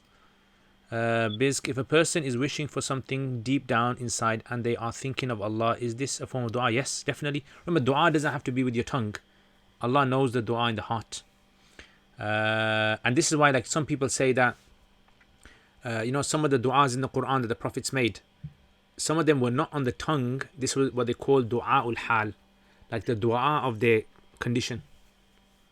So yeah, I feel that it's the most sincerest kind of dua, as it isn't formal and done in a vulnerable state. Definitely. Anything on Facebook?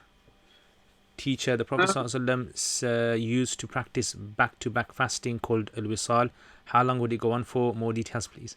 Teacher, this is the wrong place to come for that, bro. Google it. This is one of those Google questions. So if you Google it, I guarantee you someone's written a whole article on this.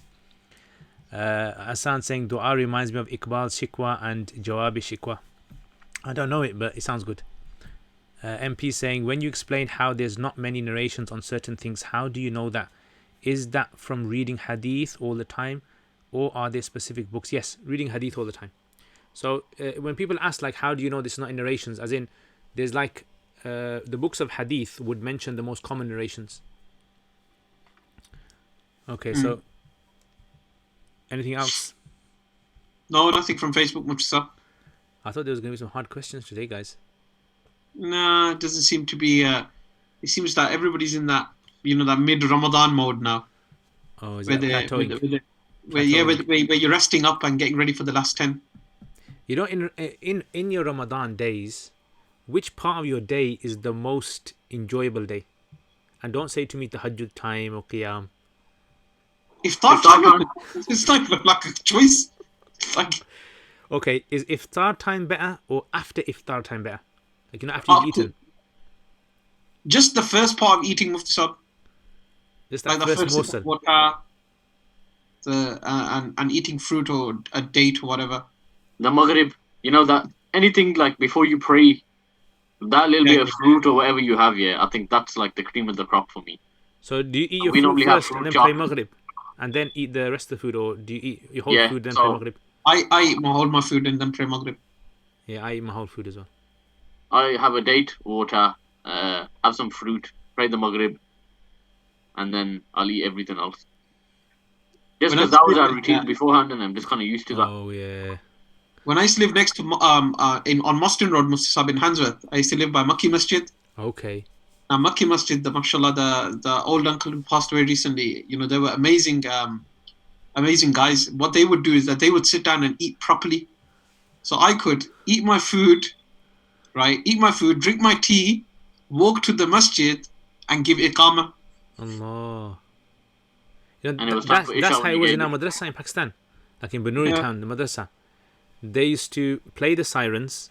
Remember someone said about the sirens? They used to hear the sirens, like, World War II. Yeah. And then everyone would eat, and they used to give us this big, massive sort of like this platter kind of thing. Yeah, big bowl kind of thing, yeah. This kind of, what they call majmas. What do they call them? Big kind of like. So on there, they used to have like these massive samosas, like, in two hands you have to hold them. They used to have some of those, vegetable Illuminati one, proper big one, Illuminati, yeah.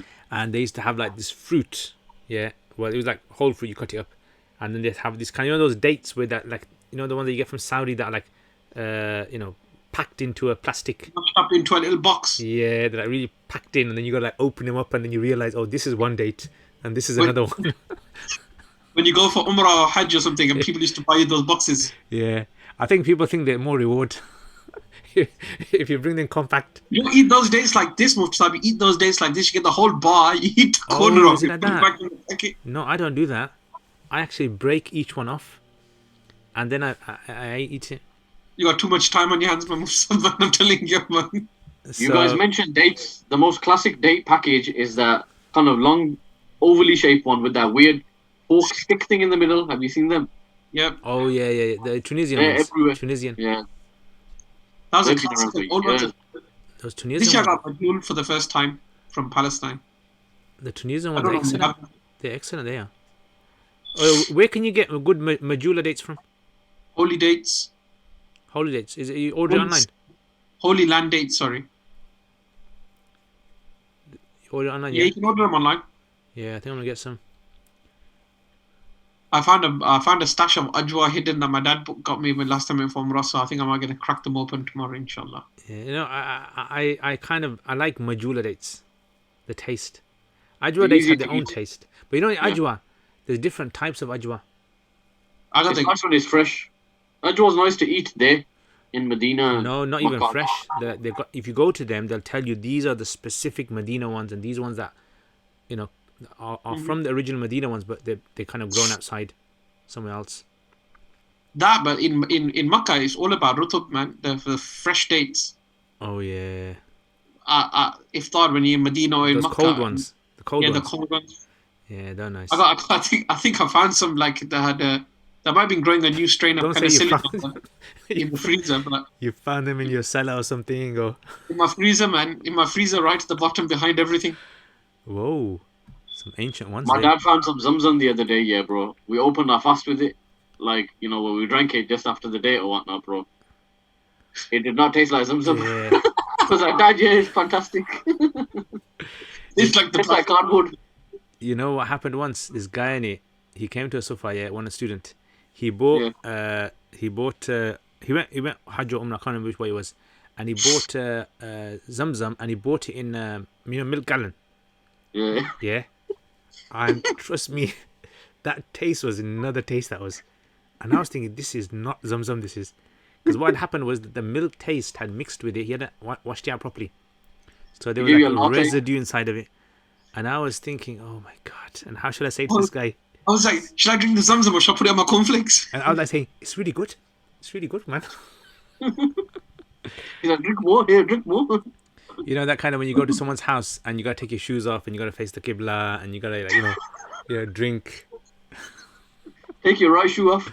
Musab, when I go to somebody's house and they give me in a small cup, I just say, give me in a proper cup. Yeah. And then what did they say? Proper like the beginner, just like saying, can I just have it in a normal cup, please? Unless you're going to give me salt and lemon with it. I don't want it in this small cup. Yeah, it happens, man. Sometimes I just like, instead of like going into the issue, I say, oh, so give me, so and I stand, which way is the qibla? Because sometimes, Which way is the qibla? you know, you might like break someone's heart, and you might think, oh, you know, this guy's Maulvi's not doing the qibla thing, and so tired that, you know, his knees were hurting, and he just stood up and drank the water.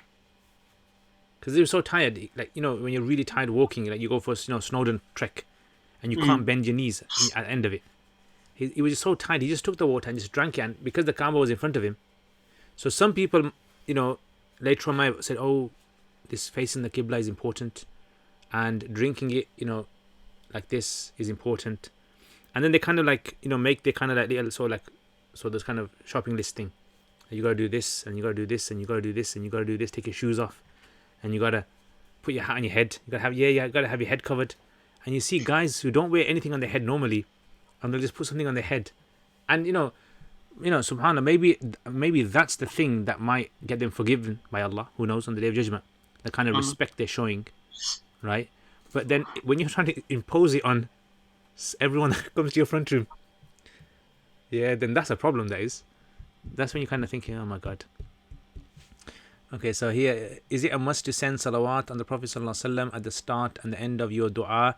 It's not a must, but it's a good thing to do. The Prophet ﷺ said it to a Sahabi that it's more like acceptable when you start it with and at the end.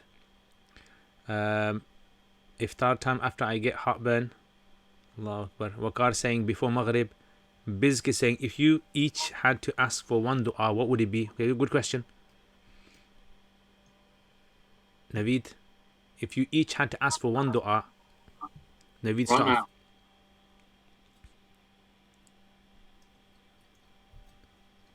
I think for me, Musab, Rabbana Atina Fid Dunya, that one. That really simple dua. That's Okay, leave out all the du'as in the Quran and all those. Like, if you had to ask for one dua, only one thing, okay, what would you ask for? I'm trying to think of a cheat one and a Musab. Like, you know, if you can if you can like picture this one, it means you get everything else. Is it like X, triangle, back, down? So if you say like something like, I make dua that I get to meet my Lord, which means that everything else would have gone easy for you then. But then Firaun's going to meet his Lord as well. No, but in paradise I was talking about, not on the Day of Judgment. See, I think this is where killed him off. This is where we become too particular, I think, in like hair splitting. Wait. You're the one that's hair splitting with some. I said I want to meet my Lord. You said Firaun's going to meet his Lord as well. I was trying to fit the culture. Generic. I was trying to fit the culture, man. Now you're playing with this, yeah. Paradise. On a slightly different subject, yeah. This is you when you come back from Banuri town. This is England. This is you. And Alhamdulillah, you've been able to fit in. So, yeah, fantastic. You've been able to fit in. That's the best line ahead. Not gonna say. I was playing with this. I was not like, gonna say anything there. Yeah, so come on. What's your dua then? I don't have one. No, you gotta have one, man. Come on. Look, it doesn't have to be the one that will, you know, like you're gonna be deprived of all of the duas. This is the only one that you're gonna take in the grave with you. At the moment, Musab, my dua is my pizza oven works. Okay, yeah, that could be. That could be a thing on your mind. Yeah, Naveed. Oh, I'll be, well, I was going to say, may Allah liberate the Holy Lands. Yeah, like, that's one dua I've been making all my life, so, yeah. Alhamdulillah. I'd ask for that. I mean. Not just to act all pious and holy, but, you know, genuinely, every Ramadan you make this dua, so why not? And, like, that's one place that you can't go as freely as, like, you know, the other two haram, so, yeah. That's the dua I'd make. Yeah, that's a good dua. Okay. What's up, yours? My dua is that I want to be able to do the best that I can do before I die. Alhamdulillah. Oh. Can I change my dua now? What he said, Ameen. Just say Ameen. Summa Ameen. What's the Summa Ameen, Mufti Sahib? Where's that from? I know, and people Summa Ameen, Summa Ameen, Summa Ameen. I think it's just like, you know, like kind of like oh ya Allah, please accept, please, I beg you accept. One of those ones. The kind of really emphatic. So, actually, it comes in a hadith. This is interesting. It comes in a hadith. The Prophet ﷺ said that he kind of like he told off those imams who make dua for themselves, like the ones that make dua. So the scholars have like a big discussion. What does this mean? That the imam makes a dua for, like he singles himself out in dua. So some say, like, when he's in the salat and he in sajda, he kind of like sneaks in a dua and no one else knows what he's saying. So he's supposed to be representing everyone else, and he's like sneaking in a dua in his salat. Ya Allah, my back tie is blown. Ya Allah, give me a back tie or something. One of those kind of ones. So it was like, if you're the imam, you should be making dua for everyone. So some say it means this, and others say it means like, in the witr, in the qunut witr, make sure that the words that you're using. So that sometimes what happens is, like, you're the imam and you make a dua, and you're so used to making dua for yourself. Oh Allah, allow me to enter Jannah. Oh Allah, allow me to die with the kalima. You're supposed to say allow us, like, and everyone else is saying Ameen to your dua for yourself. That kind of thing. So I think you just did that day. I made a dua for myself, and you said Ameen, Thumma Ameen for me. He said Summa Ameen, Summa Ameen. No, I was just being a bit packified and just saying it for the sake of saying it. One dua that we make a lot, like Jazakallah khair, that's a dua, Jazakallah khair, that's a dua. And I remember once, Dr. Ibrahim Surati. Have you heard of him? Yep. Yeah. So he invited us to his house. Me and Sheikh Zaid went to his house once it was Baqarah Eid time.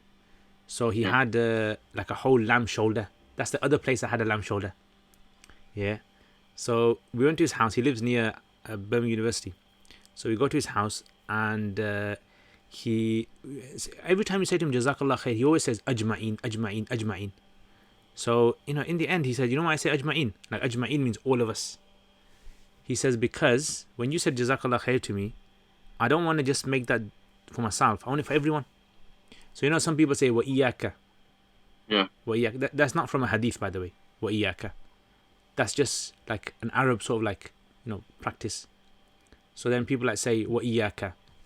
So you can say wa iyaka, or you can say Ajma'in. Ajma'in means like, may we all get beautiful reward. So there used to be this Arab guy in a madrasa, and I used to say this, Jazakallah, Jazakallah, Jazakallah. So the Arab guy once goes to me, he stopped me, he goes, Jazakallah what? Like, Jazakallah, may Allah recompense you. And, recompense can be in a good way and a bad way. Like, the kuffar will get a recompense, and the believers will get a recompense on the Day of Judgment. So he goes to me, what kind of recompense? Good or bad? Like, he's serious. And I said, Jazakallah. He goes, you should say khair. Say khair. Okay, so from that day on, I got this habit of saying Jazakallah khair, Jazakallah khair. And for us, it's like, you don't have to be, splitting hairs. Allah knows what you mean. Yeah. What about the Gujaratis when they text you DMY? DMY, don't hate, man. Okay, let's look at these kind of acronyms here. The IA. The Inshallah. First time I heard IA, this guy used to text me, and he used to say IA, and I thought it was like this kind of like people who speak Enko, or something like that, or at the end of their kind of finishing, they say like Bushman terminology. Yeah, one of those kind of things. Bushman terminology. Auna. No way. I thought it was one of those ones. So I said, like, let it go. Let it be, man. Let him say it, if he feels happy. Yeah. Then I found out IA is short for Inshallah. Yeah, Inshallah. Another one I couldn't understand is SMH. Mufti Saab was still 2-pin, and he was becoming 3-pin, bro.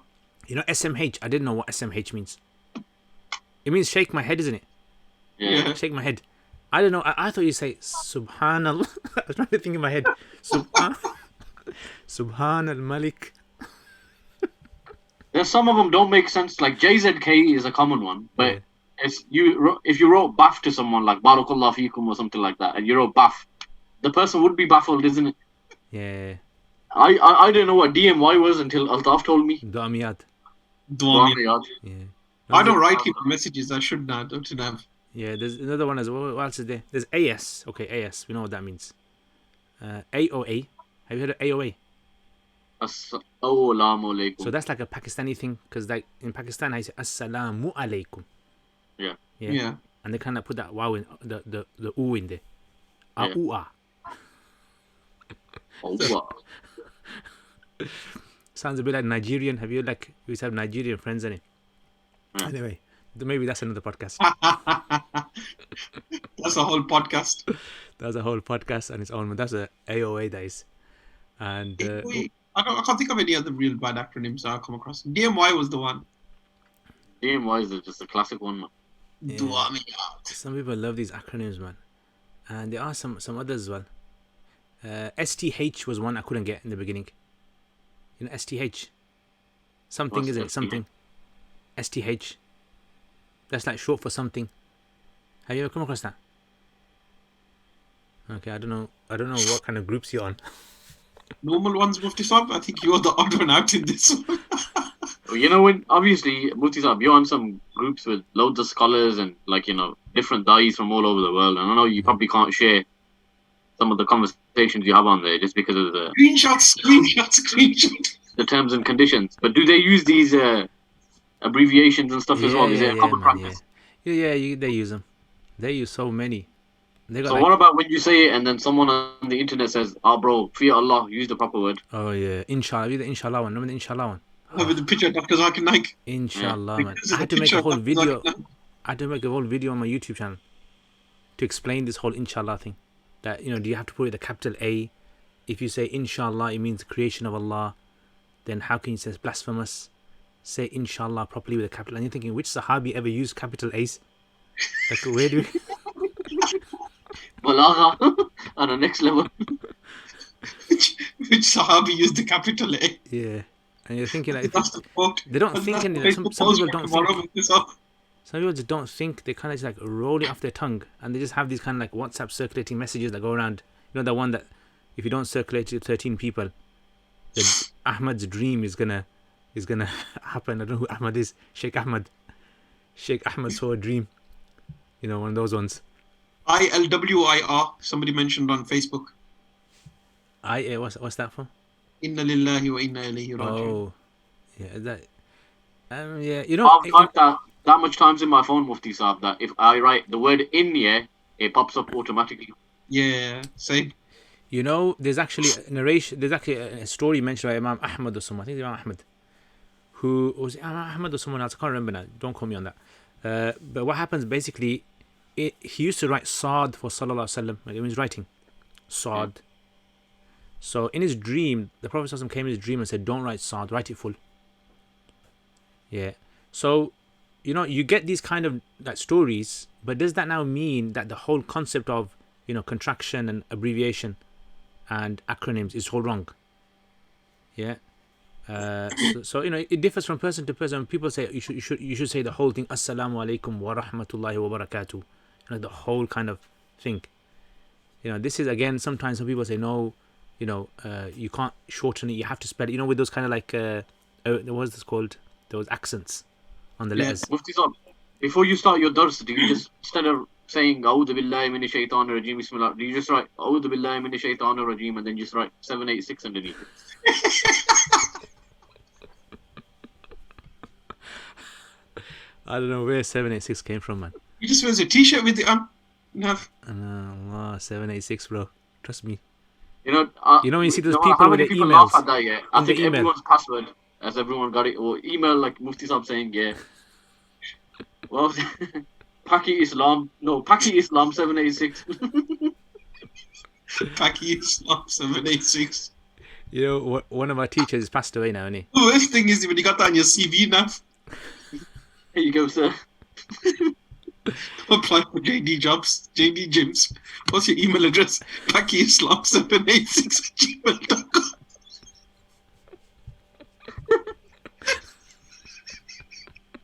That's too funny, man. Is there any basis to 786? No, whatsoever. Yeah, Like, I how know, did they get to it? It's just one of these kind of like, you know, in the past, maybe some sort of, you know, back slang language kind of thing, one of those kind of ones. Is it some sort of algorithm or something? Is some like It's supposed to be Morse code? yeah, it's supposed to. I mean, I thought it was based upon the number of letters. So Bismillah's got 7 letters, Ar-Rahman 8 letters, Ar-Rahim 6 letters, 786. Someone said to me, no, it's actually based upon your numerical values of letters. So letters have numerical values apparently. Sahabas didn't know, but apparently they have some numerical values. So they kind of like they work it out. So each letter they add it up and it comes up to 786. Wow. Wait, what's that? Like, where's that even from?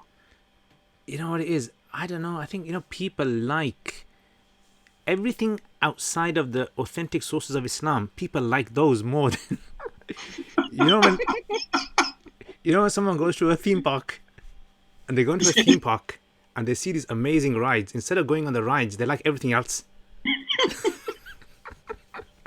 They like sitting on the benches. They like sitting, you know. Wow, nice bench.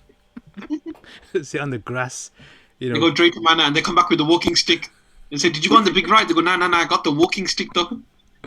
I think for a lot of people, it's like it is because I think they like mysterious things. People like religion to be mysterious. The more mysterious it is, the more unexplainable it is, the more spiritual it sounds, right? But the more it can be explained by reason, it's like, no, this can't be it. You know what I'm saying? It comes from somebody's quoted on YouTube saying it comes from Ilma Abjad. Yeah, Abjad. That's called numerical values. So this is a pre-Islamic thing. So the numerical values, actually the Jews have it. They have 22 letters in the alphabet. So they've got this science called the Kabbalah science. It's based upon, you know, the values. They take the values, give them numerical sort of, and they come out with some spiritual sort of like things.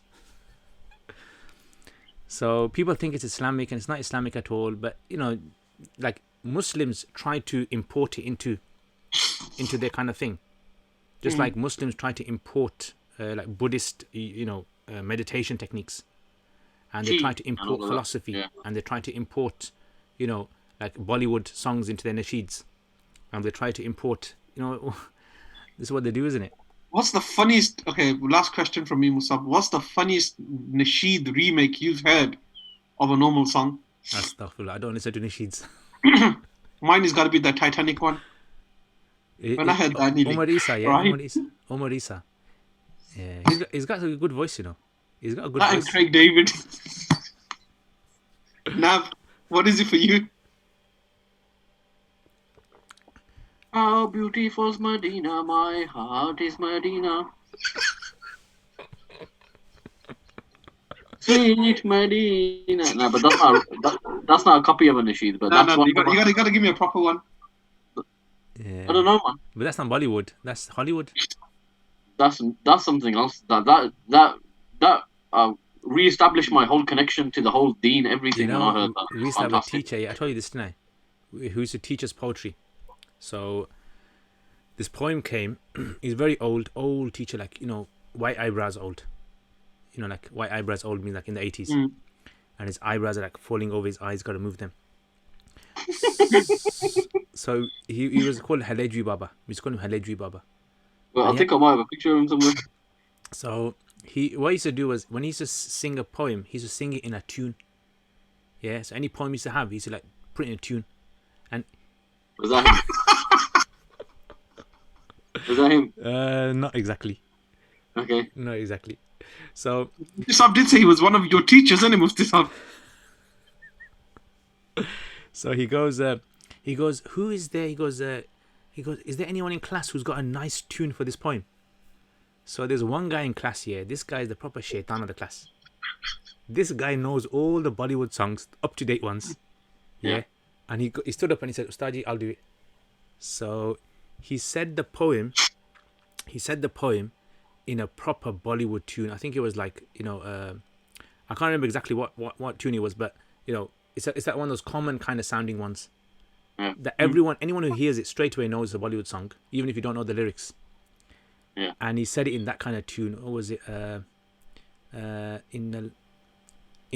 the poem was this: Innal kalama lafa'il fuadi wa innama ju'ila al-lisanu alayhi dalil. Okay. Innamal الكلام لفق الفؤاد. It's like one of Were those you ones. dancing in the fields by the end of And it? everyone running in around? class burst out laughing. And the Ustad, he said, this sounds so good.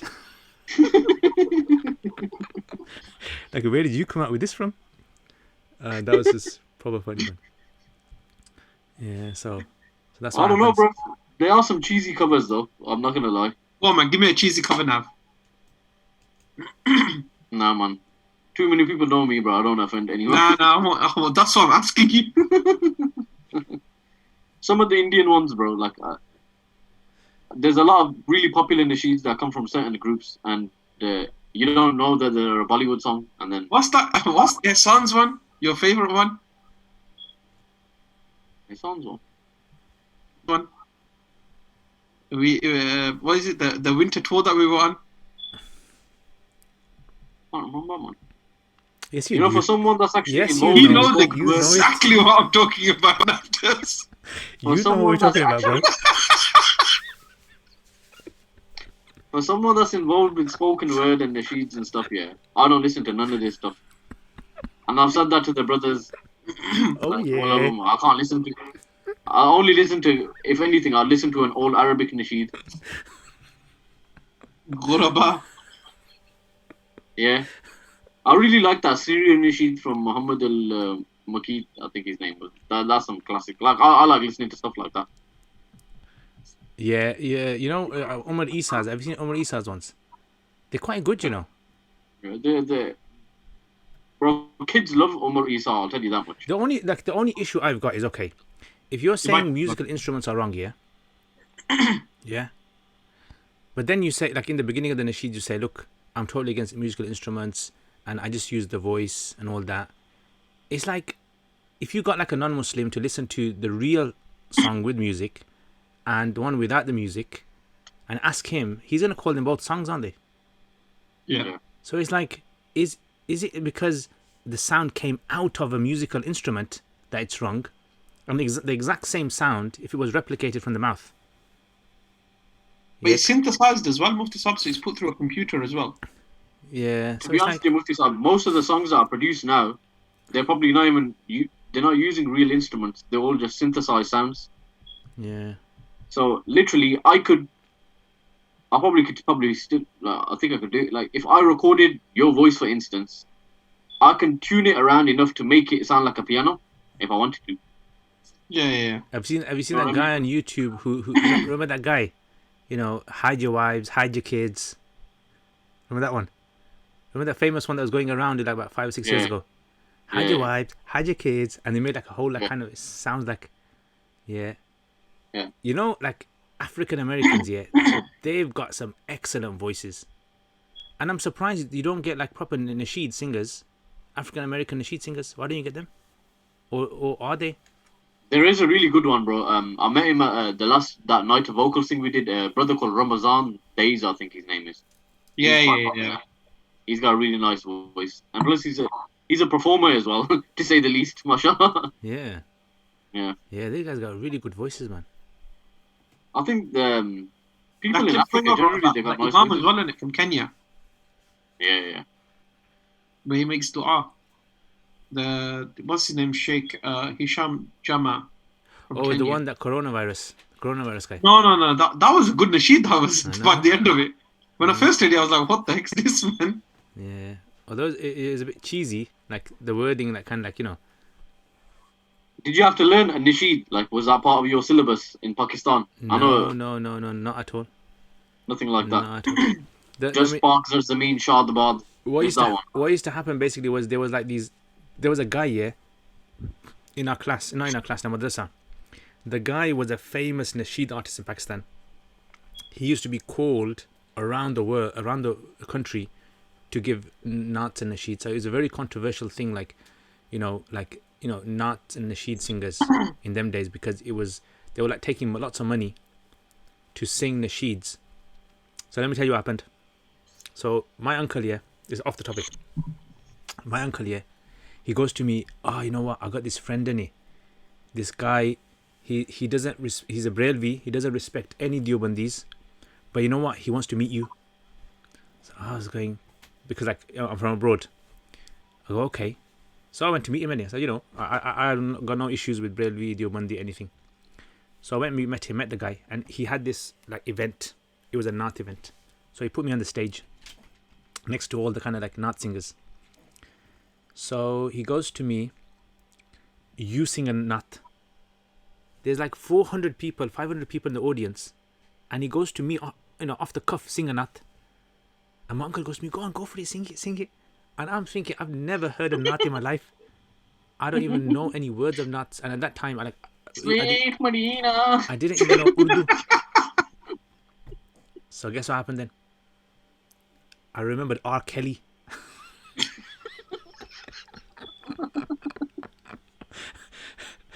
Because, before I was practicing, I used to listen to a lot of songs. I believe I can fly. I believe I can fly. So guess what then? I got on the mic. The guy gave me the mic. I go, can I do it in English? He goes, yeah, do it in English. And I started off. And I was just saying anything in there. Right? Anything I was saying. Makkah, Medina, and this. My voice was like...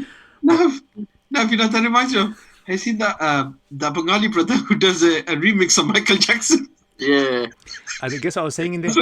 Monday, Tuesday, Wednesday. Guess what I was saying in there? I was saying, you guys don't know what I'm saying. Like a proper just took it to the next level. And my uncle, he was like looking at me shocked. He couldn't understand English. He was like shocked that, whoa, where did you get this from? Off the spot. My nephew's so talented, mashallah.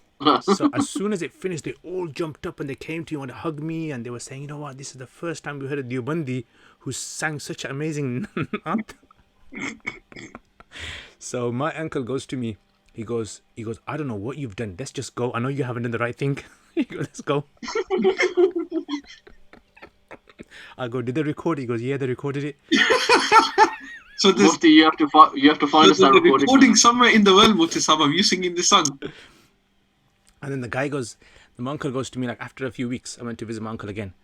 My uncle goes, the guy was so happy. He goes, Baraka came to his house. Who is she? Or he? I don't know. Afia's sister. Afia's sister. Yeah, that was funny one, man. Mufti Sahib, you have to find that recording, man. You know what? I told my uncle, please get the cassette, because the cassette days in them days, isn't it? I was saying, get the cassette, rip it up, because if they find out, he's not gonna be your friend anymore. The kind of words that I came out with. Get him, hang it in a sofa. Okay, I think we should wrap it up now. Any last things, comments? No. Now we still got an hour left, isn't it?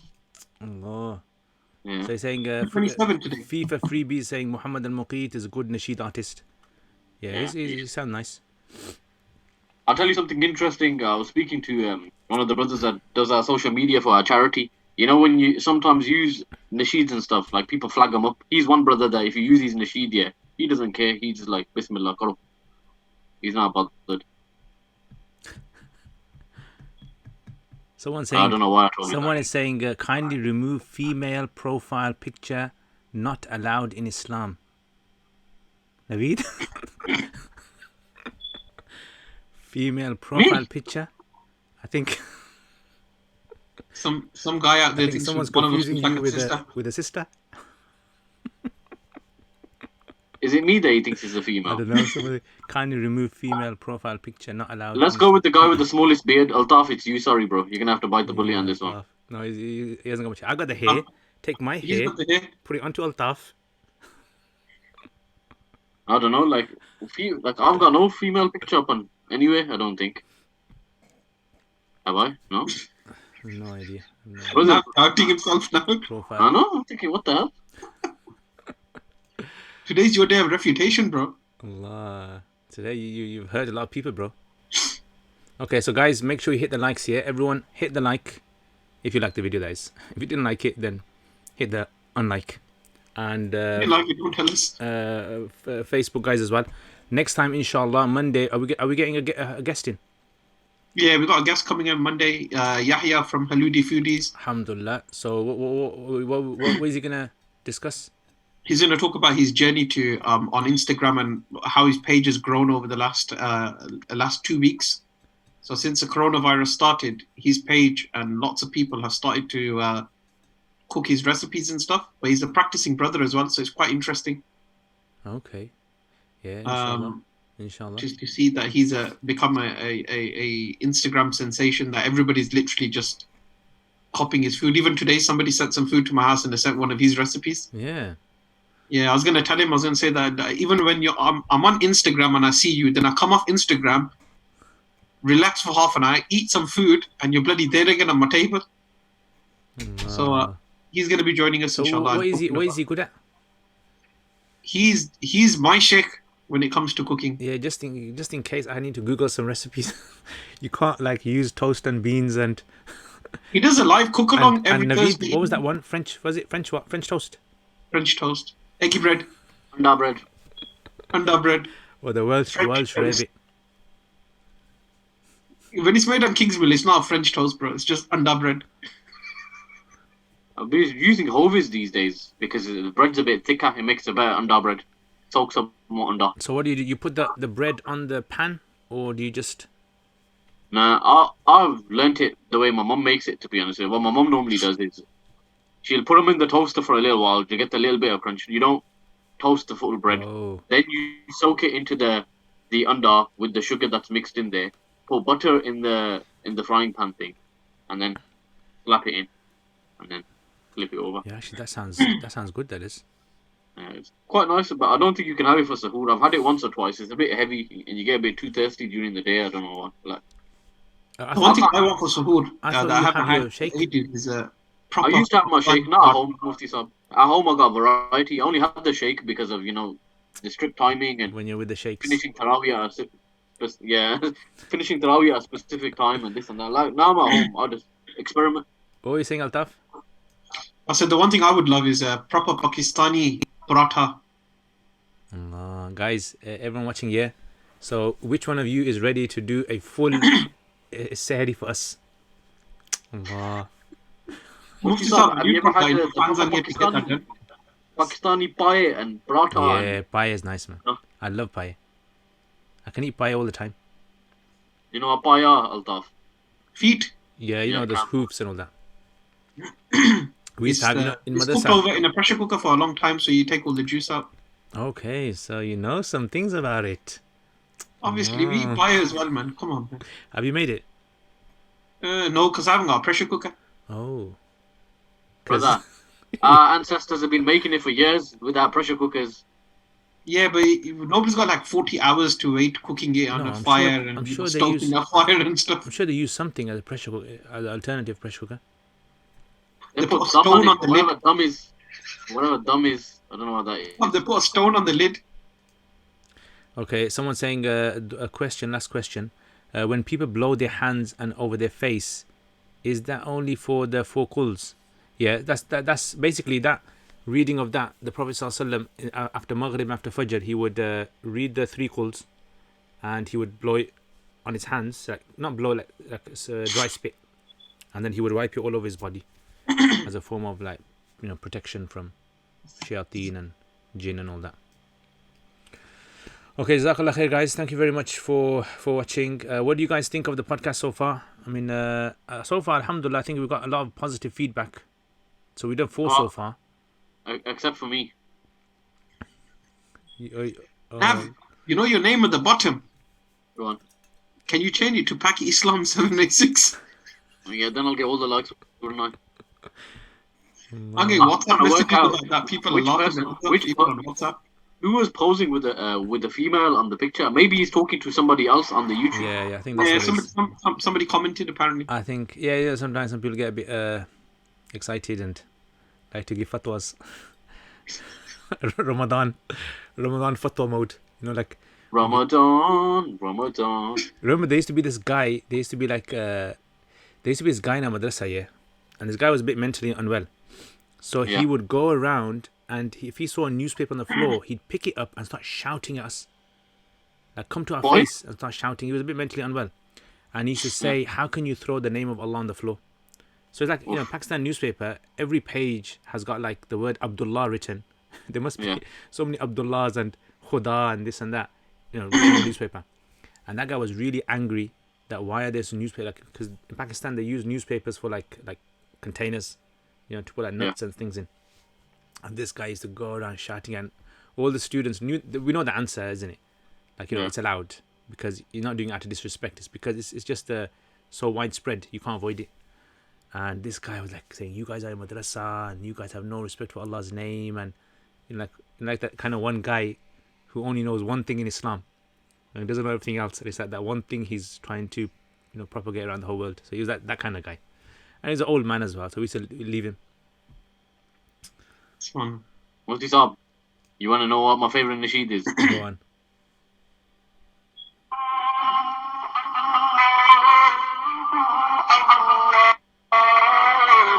Oh, that's a nice one, that is.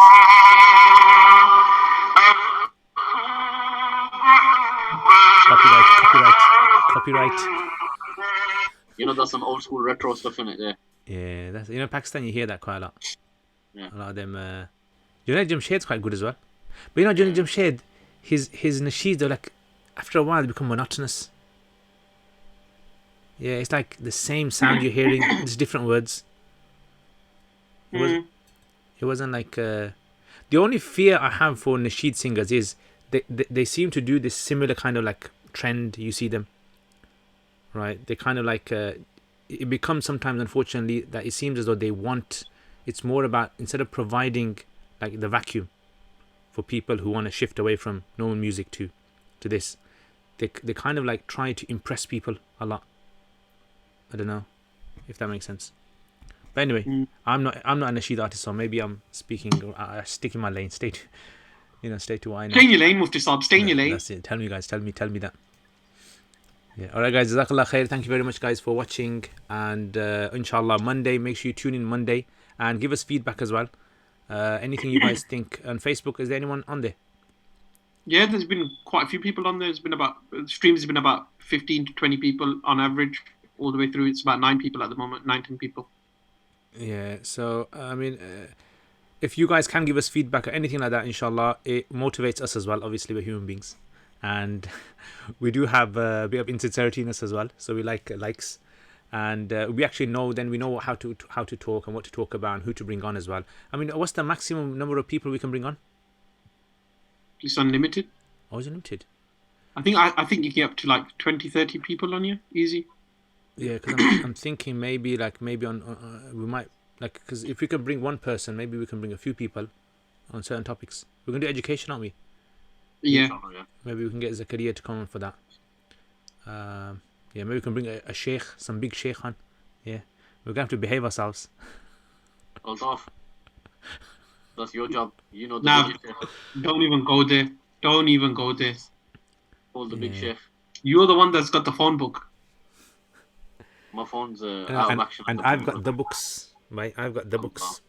We got no books. Allah. I've got curtains. No, behind those. Behind them, there's 4 books that I keep rotating like to make the it look yellow like I've got more pages? books. I keep rotating them so nobody people think I'm reading them. Sometimes you'll see the book like this, and sometimes you'll see it like this, and you'll think it's 2 books. Have you finished that book? No, I've not finished it yet, Mufti Saab, but you can have it after. Yeah. Have you It's read not it? fancy now, because if he has it after, it's going to take you like 4 years to read it. I know. Can you summarize it for me, please? Thank you for that, Altaf. Can you make it into like a movie? The divine reality and make a movie. My Now, career what's the last book before you read that. cover to cover? What was the last book I read from cover to cover? Yeah. Rolled All the Twits. Roald Dahl's When books, did you read it? they're quite good, They're really good. They're very thought-provoking. Who else? Who else is? Who wrote that book? What's that book called, man? Animal Farm. Animal Farm, and who wrote Animal Farm? I know something about Bernard. There's Bernard as well. No, what's his name? Animal Farm, man. Animal Farm. Guys, anyone know who wrote Animal Farm? That's an excellent book, man. George Orwell. George Orwell. That is a very good book. And he's also got, is it 1984? 1984. Yeah, that's a very good book as well. The audiobooks. If you don't have time to read, just listen to them, man. and Where's very my book I'm reading at the moment? thought-provoking. My book's up opposite me that I've got for before Sahur. You know, it might be a good idea, maybe on one of these, like a book that we've read, maybe just like discuss that. That might be for future, maybe. I Let don't me know. get my book. Yeah, get it. Did you see his pajama? Standard in pajamas. We I'm gonna can wear. we can sit in our pajamas because we're not gonna get up. But you got coats, bro. I mean, of course I'm gonna wear my pajamas. Why would I not wear my pajamas at this time of night? It's not like I'm gonna go to the masjid. You've been Good watching. point, You've been brother. wearing them half the day, I bet. Most of the day, you've been wearing them. And today I had to do the pizza oven Mufti Saab, so I was in the garden. Why did you color coordinate your pajama to your book? You get me, bro? Bro, proper trendy guy you were. This team's staged. This is all staged. What's that? Is that a Tabliki book? The first 90 days. What's that about? First 90 days in a new job. How to make the most of getting into a new job in your how to make the most of the first 90 days. Because they say that the first 90 days in any job defines how well or bad you'll do in it. Yeah. Okay. So okay, maybe next time you can give us a little glimpse into it, synopsis, Good book, man. what it's about. Okay, I think we should finish there. So Jazakallah khair, guys. Imi saying, good thing he wasn't wearing a lungi. Have you seen that? Good thing it didn't fall.